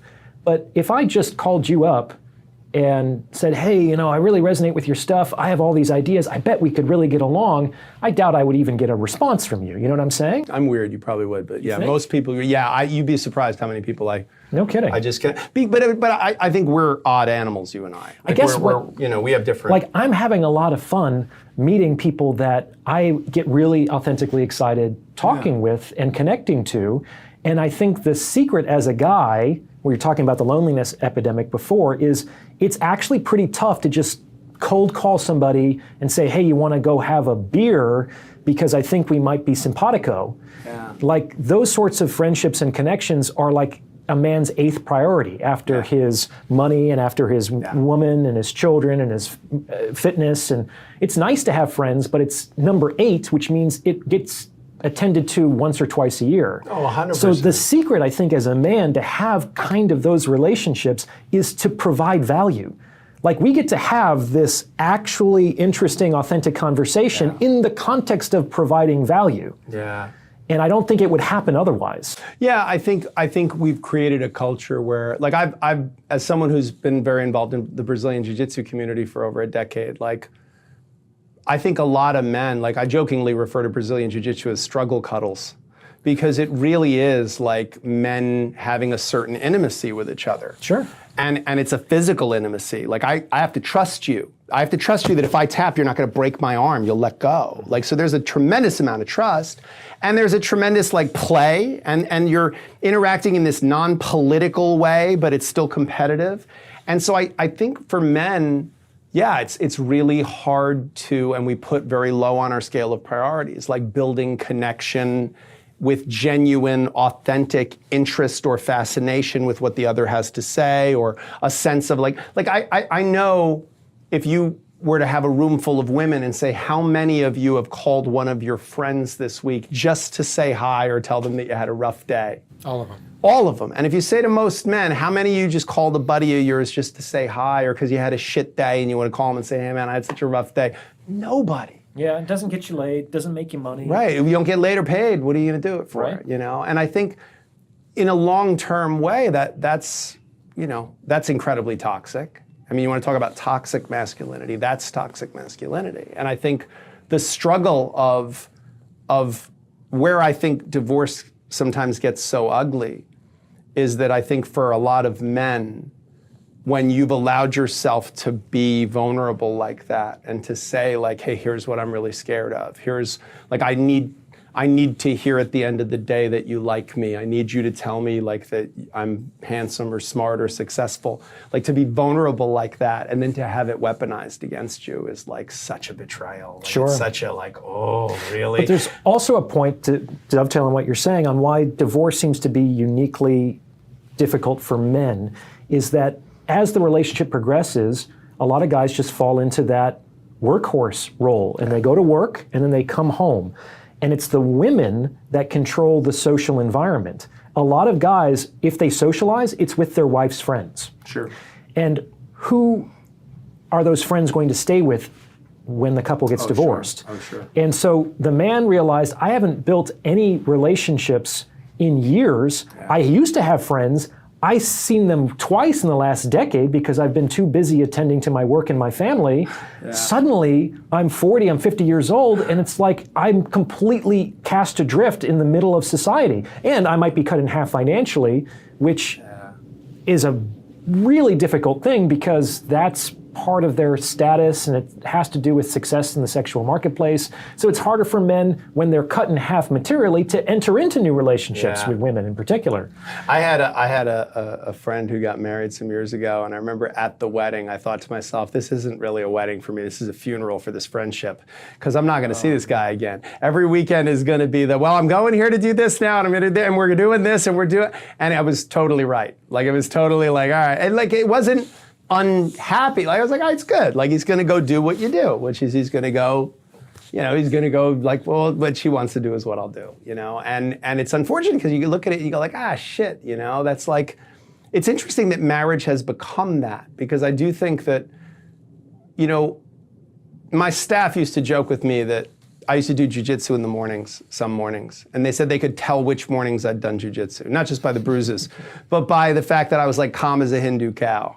Like I just would come in and they were like, yeah, nothing on those days would get you, because if you're doing life and death struggle at 5 a.m., everything else seems easy for the day. And I think, I wonder if people really thought more about investing in a real way. Like if we were all just sort of value investors, if we all were sort of, all right, you know what, I'm going to send the text in the middle of the day, or I'm going to send him the nudes, or I'm going to make the call to the friend and make sure that I do that at least once a week to like check in. And if we just invest, it's just like if you didn't have 1 cup of coffee a week and put it into this instead, or if you just bought this index fund, like if we just had an investor's mindset when it came to our relationships with ourselves and others, and maybe that's where we're coming into normalizing therapy, because maybe to some degree, I've always found it very interesting as someone who, like you, wrote a relationship book, that if you came to my office and there was a book about, like 7 Habits of Highly Effective People or things like that, like you would look at it and go, oh yeah, look at Jim, like he's successful, but he still wants to sharpen the sword, But if you see a relationship book, you go like, oh, geez, what's wrong, And I think it's very interesting that it's either perfect or it's shit when it comes to a relationship. Like if it's not the movie and it's not perfect, then it's like, well, it wasn't great. Like it's not that great. And I just don't know. I don't know that should be this, like if we can, what is now that we're not perfect, we can be good. I hear that, but I think it also has to do with, let's say, the microeconomic climate in which relationships occur. Like, if you didn't need money, if you were independently wealthy from some sort of inheritance, you won the lottery, but you wanted to work, you'd probably put up with less shit than the other person who needs the paycheck. Yeah. Because you don't actually have to be there. I do a lot of divorces for trust fund people, and I have to tell you, they have a high degree of dissatisfaction in their lives. Right? So if men and women don't need each other in the way that they did even 70 years ago, let alone 700 years ago, right? They probably never will. I mean, unless there's a zombie apocalypse, like then making a fucking apple pie is going to be hard. Then I'm only here because I want to be here. And when the wanting goes away, I don't really have the patience, especially when I live in a culture with at least the illusion of infinite abundance and optionality, where there's probably something that's more attractive or more exciting or more supportive or more whatever I want. So zombie apocalypse 2025. We solved the problem. That's what it's going to have to be. I think we've come to it. I think what we've come to is that if it takes 8 hours to make an apple pie, that we'll start to value each other again. But as long as the dishwashing's easy to do, or as long as it's easy to go out and make a living, then we don't necessarily. And we do it even less. That's what's interesting, is that now that it's become kind of easier to do these things, I think people just dispense with doing it. I think some things aren't even worth the trouble if they're too convenient. Orion Taliban, by the way, is currently inadvertently. Sorry. That's all right. Orion is currently reciting the Unabomber Manifesto. I just want to be clear. Like if you read Industrial Society and it's like if you read The Future of Industrial Society, which was the Unabomber Manifesto, the fundamental message of it was things have gotten so easy that we're creating all of these surrogate activities that are distracting us. And to read it, Industrial Society and Its Future. It was also called the Unabomber Manifesto. It's Ted Kaczynski's seminal work that he said, I'm going to blow stuff up until you publish this. Oh. And it is available online. You can order it on Amazon. It is a fascinating. Well, just to be clear, because I talk about this in the book, where I do say that maybe the return to necessity would require like nuclear war or some sort of protracted civil conflict, that no sane person would prefer that to the current situation. Well, what the Unabomber's position was is that we needed to have a Luddite situation. Like we needed to destroy the machines. And I disagree with that. Yeah. So the point about maybe he disagrees with maybe more necessity would be good, but like what is going to catalyze necessity, I don't know if we can really pray and hope for that. Like I think we can kind of move forward, and we don't want to go backward to the Stone Age. No, I like apple pie. Right? But that might mean that we also have to adapt, we have to evolve, we have to change, we have to let go of some strategies or concepts, even if they're cherished or beloved, because they may not be applicable or at least as relevant anymore. And I do think that there are ways for men and women to get what they want and have satisfying relationships in today's day and age, and probably in the foreseeable future. But it might not look like it has in the 70s, and it might not look like it was in the 19th century. And we have to be willing to, I think, examine our prejudices and preconceptions and beliefs and say, okay, let's focus on what works as opposed to what we believe should work. I don't think that's a good idea. It's the bear survival course coming soon. Coming soon to this channel. That'd be a lot of fun. That was something. That seems like a That's a natural good part. conclusion. Yeah. Good to meet you, Jim. So cool, This man. was awesome. So fun, yeah. And I really said to him, I'm like, I don't even want to see you until we do it. We did it. And we did it. Yeah, we did it. Yeah. That was a fun way to start it. Because you guys met literally Yeah. on camera. Yeah, but you see how quick it was like, because we're so familiar with each other's thought, like it really is so fun. I'm such a fan, I really am. I think you got, I said it to Mark, if you're ever having a down day, have him send you my text to him. Because I'm always like, dude, Ryan gets it, man. Holy cow. And like, it really is, you're doing great work. Well, you're so charismatic, Jim. I appreciate it.